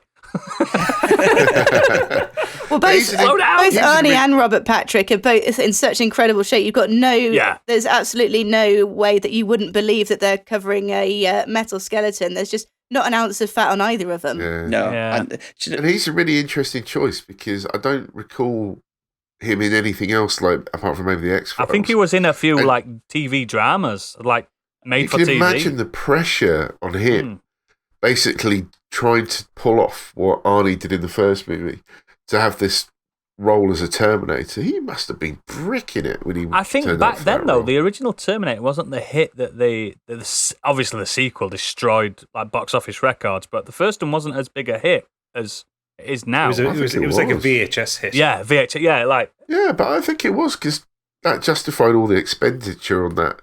I mean, property anything James Cameron wanted to thrown- do justified the release yeah, of if it. Cameron's got a good idea, which It's obviously he getting did here. Well, Robert Patrick obviously was the second, wasn't even the first choice. Originally, it was going to Oh, was he go not? to O.J. Simpson. O.J. Simpson, yeah. Just could not imagine O.J. Simpson. Oh, like, he's a murderous psychopath as well. but- Allegedly. allegedly. The only thing you'd have likely seen Robert Patrick in before Terminator 2 was Die Hard 2. He played O'Reilly. Yes, he did. Yes, he did. Oh, yes, he is, isn't it? Yes, Yeah, and do you know a bit of trivia about Arnie as well for the second one? Is that he worked out for 6 months, 3 hours a day before shooting started because he wanted to make sure that he had the exact same body size His that chest. he had in the first one. Yeah. So it was realistic. So it was like it's the same like the scene kind of at the machine sent beginning back. when he's in the diner, he looks incredible. He's close to a 40-year-old man in that, and Yeah. he looks fucking incredible. I mean, he looks incredible in Terminator 3, but in there, fucking hell, he looks incredible. It's ridiculous. But those two, like, the Terminator is an iconic character. Arnold Schwarzenegger's made like the T-800 Terminator absolutely iconic, and less said about current versions and sequels The last down the Terminator line. was good. No, it wasn't. Not as bad as Genesis. They gave him a Genesis. name. He was called Joe or something on the new one. Yeah, Pop. Isn't it weird how he's such an iconic character where he's had more bad films than good ones? that's the point. That's why I'm cutting it off at Terminator 2 because they then obviously every subsequent film it's like we have to one up them. So now like the third one she can like interact with Terminatrix. She can basically do everything that the T-1000 did, but now she can interact with like all electronics and Wi-Fi. Didn't she make and like the a internet cannon in and- her arm as well? Yeah, and like she can turn her body into weapons. And then the new actually I Make her boobs bigger. do for no quite reason. like what they did with the new one. I like the new Where, one. I think where it's he good. can split He's nano. his He's nanobot. his form, so he can actually split away from his exoskeleton. Yeah. And he's got the skeleton and his human form. Like, so But he can remember, attack in you the from new one, different it's sides. not Cyberdyne, so it's a different type of robot. No, but anyway, but the T-800 and the T-1000, I think, are They're just incredible. absolutely iconic, and Yeah. that they've done. They made a perfect foil for Arnie's character, like where it wasn't the same, but it had some of the same aspects, but they just My they made two him scarier. favourite scenes from that film are quite downplayed. Like my first favourite one is when Sarah Connor first sees Arnie in the second one. Oh yeah, that's good. That That's is- brilliant. Linda Hamilton, that fucking act in it is impeccable. But my proper favourite scene is when she's doing that anecdote about, is this my child's surrogate father? And you see John and the T-800 like playing, and they're doing that high five, and he's hurting his hand and stuff. I think that's such a subtle, like human moment. Yeah. Like, is he going to be with him for the rest of his life? Finally, I've found a dad for him that's not gonna hit him, not gonna. Do you know what I mean? It's such a fucking, oh god, it's so clever. I think T2 is incredible. There's another great scene, which I only saw this recently. I didn't realise how they did it, but you know when in Terminator 2 they pull out his chip out of his head, Yeah. and the way they've done it is the camera pans around behind what you think is Arnie looking in a mirror, but it's not. There's no mirror there. Arnie's on the other side of the mirror, and obviously, for those that don't know, Linda Hamilton's got a twin sister. Yeah. So the sister's on one side of the mirror, and obviously the other Linda Hamilton just mimicking is each on the other, other aren't side. Yeah, they're mimicking, and then they're obviously pulling the thing out of Arnie's head, which is obviously just a model that you can't see because you're behind it. But I just never picked up on that at the time. It's just such a subtle, very... Yeah, if you go back and watch that clip, it's so clever how they do it. It's so easy to miss. That scene in the first one where after the fire, he singed his eyebrows, and you don't realise for ages that his eyebrows are gone. But that's what makes him even more sinister. Yeah, he does look weird. He looks fucked up, and then he's in that motel pulling them fucking bullets out of him and stuff like that. It's fucking scary, man. You know, one thing I was just thinking about as well with the T-1000, what you said about how he can mimic humans so well, but he's still so flawed that, like, it's the little touches, like when he steps through the bars. He can't do it, He can't do it with the gun in his hand. He really like there's still things that like hold it back. Because he's thinking hold laterally. him back from being like actual human. But there is that great. I mean, I love that sequence where he kind of like melts through the bars anyway, because it's like it's set up in such a way. You know, they've closed the door, they've locked it, and they're running away, and then they turn back and watch him. And he just presses up against it and goes through. And it's like it's the first time you get to really see what he can do. Is that before the floor scene when he comes out of the floor? I think it is, isn't it? It's the same scene. It's the same scene. Yeah. Right. Yeah. So it's basically like that whole sequence is just like a showcase of what for he can do. Metal stuff. Yeah. And it's like unreal. When it's like the first time you ever see it, it's just like, oh my god.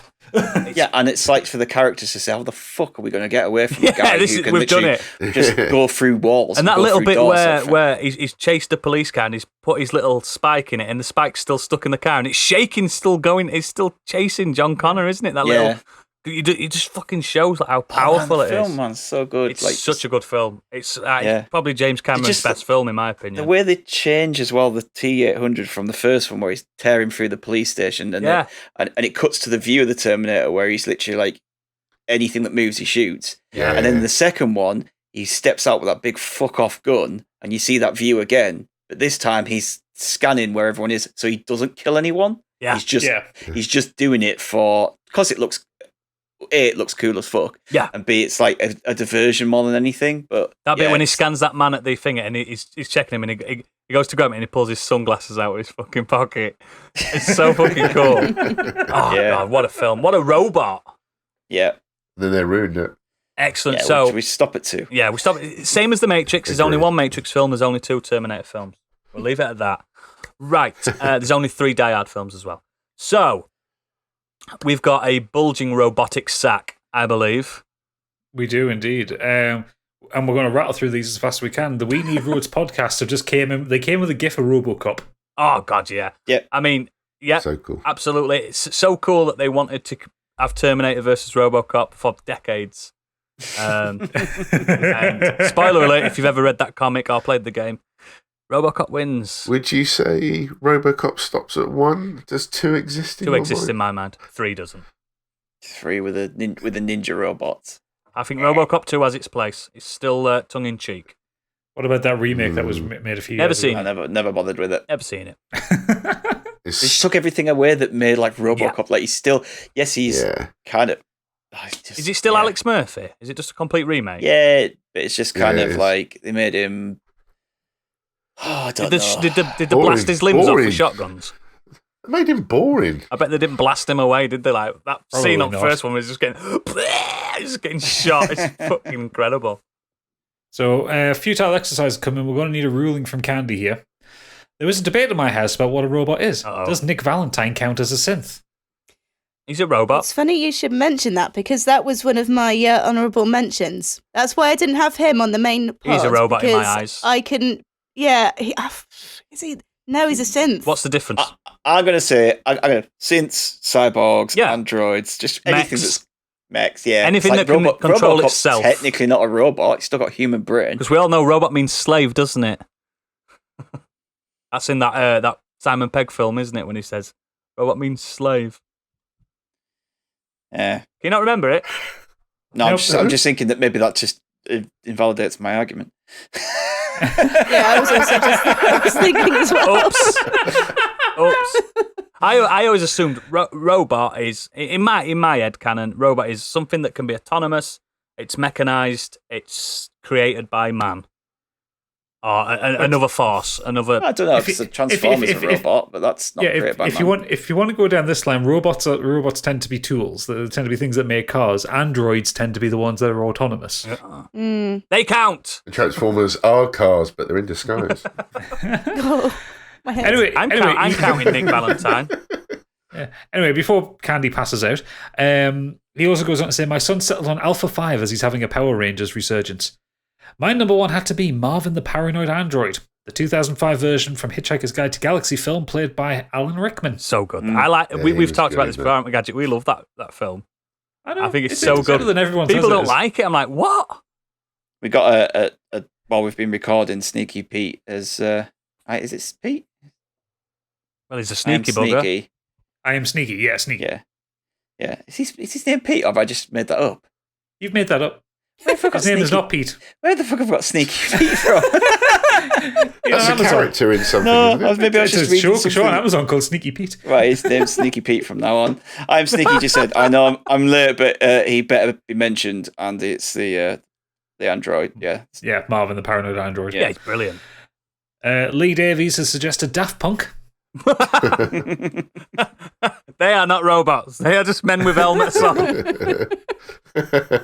But they can be robotic, and they do work it harder, faster, better, stronger. That's true. Yeah, that's true.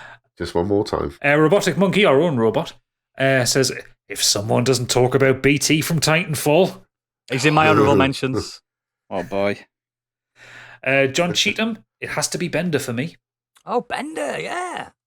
Or to give him his full name, Bender Bending Rodriguez. Yeah, I always forget that he's got that Spanish name. Because he's made in Mexico. Yeah. Oh, God. So good. Deadbeat Punk. Hang on, it's essay time. Are we strapping in for this one? Oh, strap in. Right. Greetings, moisturised escorts. Okay.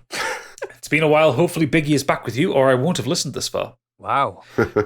So I have a few robots I want to talk about. Seeing as Mega Man appeared on the artwork, my main pick has been taken from me, so I'll have to go with my backup picks. Poor Gadget. Fuck you, punk. Beginning with Sasuke. Yes. The little clockwork ninja from Ganbare Goemon series. Goemon, yeah. Wow. Oh, yeah. Goemon, that's it. I'm going to get all these wrong. Wow. This little blue-haired bundle of badass usually stars as one of the playable characters in the series. Fuck. Basically, Japan's answer to Pinocchio. Yeah. Sasuke was built to be the child that his creator, Old Man, could never have. But unlike Pinocchio, Sasuke isn't an uncoordinated fuckwad that has to rely on imaginary insects to act as their conscience. No, Sasuke is a pint-sized ninja master, armed to the teeth with sharp blades and explosives. Sasuke also has blue hair, and he's a little punk ninja robot that carries knives and likes to bomb things. He's a little kindred spirit. From the same series, we also have Impact, a clockwork mech. Yes. Created by the same Old Man that created Sasuke. Instead of a child-sized murder machine, he made this Godzilla-sized ninja. Yeah. The fuck are you all watching? Goemon's incredible. Games as well. Impact had the best theme tune as well. It comes with his own theme tune as standard. Whenever Goemon, Ebismaru, or Yai have to fight toe-to-toe with some gargantuan gimp, Impact gets summoned with one toot of the Triton shell. Impact has stated that he also does quite a bit of work in Hollywood when he's not helping the mystical ninja team fight alien pricks and saving Japan. I've never understood I can't wait till we do the anime episode. I am so down for this anime episode. I'm so ready for it. He also has the advantage of being a video game mecha that isn't piloted by naked schoolchildren. Yep. So take notes, Atlas, you pack of perverts. What was that game? 13 something or other? 13 Sentinels. Yeah. Oh god. Yeah. I saw the artwork for that. I remember seeing the game revealed and going, I fancy playing this, and then the school kids go into the mechas and they're all naked, and I'm like, no, let's not. Luckily, it's how do I explain this to anybody who walks into the room? Narrative reasons, apparently. I was just like, the narrative reasons could be that they don't have to get naked. Just take that narrative out of the game. Luckily, then it's not a narrative reason. It's exclusive to PlayStation. Luckily, else I would have played it. I was going to say it's supposed to be really good. I didn't realise it had that in it. It is, but it's weird, isn't it? Yeah, minging. Lastly, we have to mention Robo from Chrono Trigger. Even my honourable mention. His name, and even mentioning his name, I can hear his sad little theme tune. God, Robo. For anyone that has played The Excellent Adventure and seen his mighty forest knows what I'm talking about. For Stig and Stig-adjacent cretinous JRPG-hampered individuals, Robo from Chrono Trigger is a character that joins your party during this time-hopping adventure. He's a remarkably sweet device that also shoots lasers and rockets. Oh, I always ended up with a cybernetic ball of joy in my team, mostly due to his offensive and healing abilities. Yeah. Robo is that stereotypically curious being most akin to a child, taking the world at different times in with optimistic wonder. I would kill for Robo, happily. What links all these mechanical wonders is that their games should be playable on modern hardware.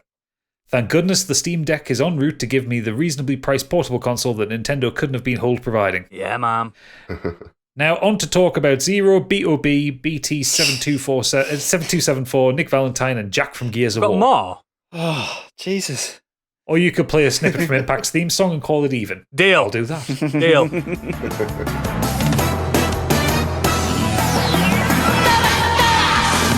燃える太陽背に受けて行くぞ発進マシンがうなる俺は機械だ鉄人だ今解き放てよ鋼の魂行くぜブレイクダウン悪い奴らをぶち壊せ Oh, God. I haven't thought of Goemon in years. Oh, God. I used to love Mystical Ninja on the N64. The mystical. I fucking hate that guy gets me. I hate it. I fucking hate it. Well, your arch enemy always knows you the best. Oh. Ugh. Yeah, excellent that. He did also have a PS saying, "Helper from the Venture Brothers." I had to cut him from my email because I couldn't sum up the love in a few paragraphs. Yeah. Bobby Wayne, your man Bobby Wayne. My ex-boyfriend. Yeah, it's coming. Hello, folks. Although my favourite robot is probably Alpha 5. When I was a kid, I thought Metabee from the cartoon series Medabots was Medabots! Fuck! great. Medabots was a No series idea about what this little is. fighting robots that fought in row battles. I thought the concept was great at the time. Metabee and his owner Icky fought in row battles and earned the new meta parts from their opponents' Little victims' yellow corpses, guy. which could be used to upgrade Metabee and unlock new related abilities while working through an overarching storyline. Another paragraph I don't understand. Oh, Medabots is so good. Punk I just want to know mentioned what these the to meta me fuck is going on. the other day. Did it? Yeah, Medabots The is so concept- good. The concept translated well into video games, so when Medabots came out in the GBA, I snapped it right up. Such a good game. There have been a lot more Japanese releases too, and it still remains popular in Japan. This is a series I often think about when I'd love to see a UK release of the video games to this day, and if I didn't have so many kids asking for LOL dolls and Fortnite figures, I would probably source some collectibles for it, just for the nostalgia. They're LOL dolls. I thought they were LOL dolls. I don't think they're called Whatever. dolls. LOL lol dolls are It's still fucking expensive. But fortune Medabot, for- honestly, Yes, they little are. Medabee, he's the cutest little yellow boy. Oh, it's so good. So good. This is just so your peak podcast. This one is noodles. Oh, God. I thought of Medabots as well. Ugh, in ages. Smashiest Clay starts with life. Don't talk to me about life. Oh. The best robot is Marvin from Hitchhiker's Guide to the Galaxy. He's such an unusual and original idea, endlessly quotable. The idea of a robot that's been given a sarcastic and depressive personality works so well in the structure of the show, and the film, and the book. Giving a robot designed for menial tasks a genius intellect and programming him to be depressed just seems cruel. And he goes on to quote, "Here I am, brain the size of a planet, and they asked me to take you up to the bridge. Call that job satisfaction? Because I don't." I fucking love his design. I love it. And personally, for me, there's a description in it where the Heart of Glass's doors make a sound when they open, and he tells it to shut up at one point. What have you got to be happy about? Yeah. He says, I'm a huge fan of his original radio show version, but Alan Rickman's portrayal was one of the very So rare good. high points in the film version. I like the film still. I really love the film. Yep. Ray is coming with high modern escapism. Although media of all kinds tends to depict robots as either powerful killing machines or beep-booping mascots, there are still some of these artificial creatures challenging the stereotypes. David is a robot who's created to play the role of a human boy and used as a substitute for families who have lost their children. Although he is programmed to love his quote-unquote parent wholeheartedly, he is no more than a sophisticated toy in the other's eyes. As a result, the innocent robot embarked on a journey to find the blue fairy heard in a story. However, the question is, does the logic of a fairy tale apply to a sci-fi story like he hoped? I often heard many sci-fi fans miss the good old days of the New Wave era. The works in this period are marked by their artistic and literary beauty, were quite unique among science fiction. The 2001 AI in the movie is one example of what they were like. David's journey not only showed me a mesmerizing noir future world, but also poetically retold the story of a boy ending his childhood and seeing the adult world for the first time. And I think he did a great job. That's the one with Haley Joel Osment. Yeah, Jude Law as the sex robot. Yeah. It was a surprisingly good film. It's got that weird. It's got that weird ending that is a bit like Indiana Jones 4, where they're not aliens; they're like advanced life forms. There's a fourth Indiana Jones film. Yeah, there is. A fanfic. It's AI is such a weird. Like, there's like a metal circus where they like destroy the robots and stuff like that, like Robot Wars. Yeah, it's creepy, that film, because it's so creepy. Just reminded me of. Last up, is he best boy this week, Angry Kurt? No, not after last week. Long way to go. Okay. Well, Angry Kurt has emailed in then, saying, "Hi, ME crew. My favourite robot has to be GLaDOS from Portal. I guess you could say she's an AI too, but she does have a robot form which you battle at the end of the first game. And she's also a potato. GLaDOS has such a distinctive voice and personality with a mix of humour and sinisterism, if that's a word. One of the all-time great gaming villains. Agreed. Also, shout out to Peter Crouch. Stig and Biggie should know what I mean there. Doing the robot. I mean, I knew what he was talking about there. I know. If you think we're plebs. But yeah, that's the mailbag this week. People liked robots. People do like cool as fuck. robots. This was a triumph. Anyway. There's your end song, by the way. Yeah. Absolutely. I'd already decided on that at the start. Right, so let's get on with the socials, and we'll find out what we're doing next week, and then we'll all meet the patrons at the back, and we'll discuss robots together like good people. Stig. Are you not doing them? Oh, you don't do this bit anymore, do you? I'm doing them. Yeah, this is my turn. I'm just confused because like you arrived late. Oh, because I've got long orange hair as well. Yeah, there is that. Yeah, it's so hard to tell the difference, isn't it? I know, right? So, Candy. There are a couple of other Candy, differences. what's our socials? How do people reach out to us? So you can find us on Twitter at Modern Escapism. On there, you'll find a link to all of our episodes and socials. You can find us on Discord. We've got loads of channels. We're always active. We're always having a chat. You'll find like-minded people, and we're all a lot of fun most of the time. If you've got any comments, you can either tweet us or email us at modernescapismpod@gmail.com. If you like playthroughs, if you like watching Twitch, you can find us on Twitch at twitch.tv/modernescapism. Saturday, Oodles, what are you doing? I played a bit last week. I played some Flight Simulator, but my internet were being a dick. We found Stig's mansion. That was fun. He was flying around, it's like found where I live, and then like I was like, he flew over my house and just crashed into a field where there was a house. And he's like, "This is Stig's house. It's big enough." And I was like, "Yeah, fine." I was aiming for your helipad. Yeah, okay. But yeah, I don't know if I'm going to go back to Fable. Oh, for God's sakes, man! Finish a You know what I'm game. like? What was it? The promise I promised to finish this I off. promised to do all three Fable games. No, Stream You did series. promise. You promised the listeners you're going to make. no, but Punk nobody cry. watched it apart from Candy. Nobody cared. And like, if we're just streaming for each other, there's no point. I think you should. Do simulator streams. Or simulator. So the lawnmower simulator next Lawnmower week. simulators. You had like impromptu flight simulator. There was like 8 people on. I know. I do love a simulator. People are telling me to play these silly games. No, where you like, I don't know what these survival games where you like they put you on an island and then you've just got to survive. Those play Rust. Let's see how long you last. Rust. Yeah, I've never even heard of Drug that. dealer Sack off simulator series as well. and just do like These daft ones. yeah. Yeah. Games that I Love don't to have see to Flight complete. Simulator in full costume. I just haven't found a game that's captured me like Titanfall 2 yet. That's my issue. Nothing's grabbed me. I've played everything else. There's nothing left. Played everything. Can you play it?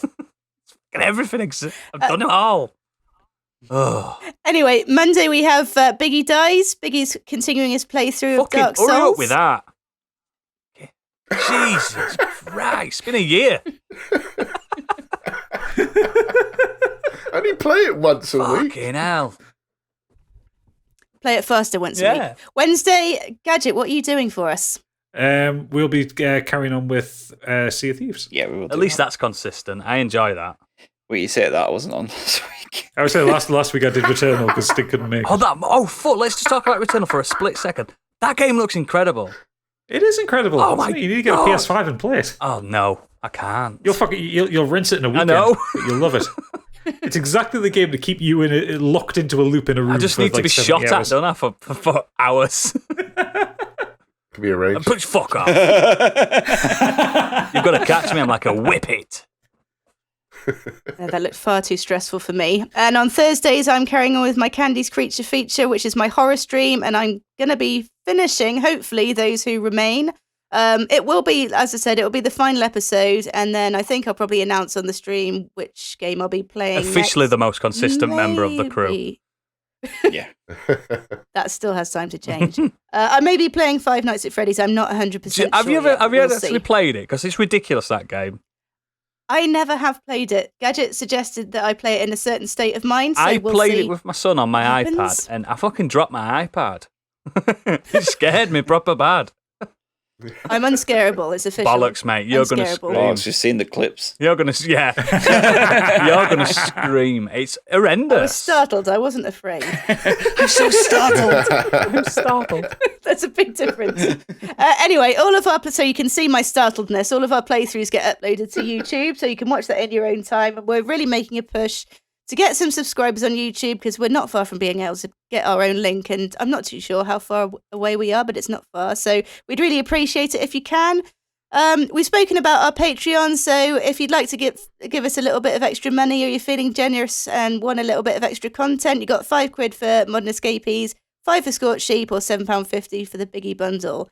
Now, next week we're doing something a little bit special, aren't we? Next week, Is it? What Yes. could it possibly Oh, yes. be? I heard we've got an anniversary coming up. Oh, Have I slept? are with you anyone? telling me that, No, it's not that. that some of us here have been doing this for a year? I've been listening for a year. That counts. Yeah, I'm just flabbergasted that I've kept a podcast going for a year. I know you haven't Well, they shot it. said they couldn't make it. But we've done it. So to celebrate, we're going to be doing a live show on Twitch.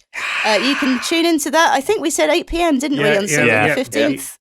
8 p.m. Yep. Yeah, we'll be advertising that anyway on our socials. So you can find that on twitch.tv/modernescapism. I hope you're all excited. You're going to get uncensored, unfiltered Biggie, which is the most problematic thing you can imagine. What? Excuse You me. might have to put a top on for it, Biggie. Go on. Yeah. Can you wear clothes this time? But And I won't be plugging in any dodgy paraphernalia that I bought off the internet. yeah, Might yeah. cause any kind of technical Any power difficulties. shortages? I'll be taking down any dodgy paraphernalia. They won't have heard what happened before, so I'm going to leave that in there completely context free and let the listeners decide what that means, Candy. That's what I was hoping. Believe me, and- it's not solar powered what she's got. It It's a mobile of dildos. It needs a mains connector. Many power tools. The Drildo 5000. You may be able to see my wall of tools as well if we do the Oh, God. live stream online. I do stream Live from, from my the bedroom, Red Room. That's a good point, actually. I'm going to have to decide where I stream from because I'm not sure I want everyone seeing my boudoir. Yeah, the sex dungeon. Yeah, that's Yeah, exactly. That's I'll problem. turn my red light on as well. As always, if you have a minute and you've enjoyed our podcast, please consider leaving us a 5-star review on Apple Podcasts. It helps us get seen, and we do read all of our 5-star reviews, so we'd love to hear from you, and it gives us a little bit of extra help. And as we've said before, you can slag us off as long as it's 5 stars. Just Yeah, we don't read the absolutely- 1-stars. we don't even count them. They don't exist in our minds. But if you want to give us a negative review, just give us 5 stars and we will read that. So excellent. We'll send a Metal Mickey back through time to take you out. That's another one of my tools. Oh God. Oh God. Wait while we do the sex episode. Jesus Christ. It's gonna be so. Get ready. But yes, we will see you all next time live. Wow. I hope it's like for people listening now. It's past midnight, so I hope it's not this late. No, it definitely won't. We're starting time next week. For everyone that's not a patron, we will see you age, live next time. Good night and God bless, and please dream of electric sheep. Bye-bye.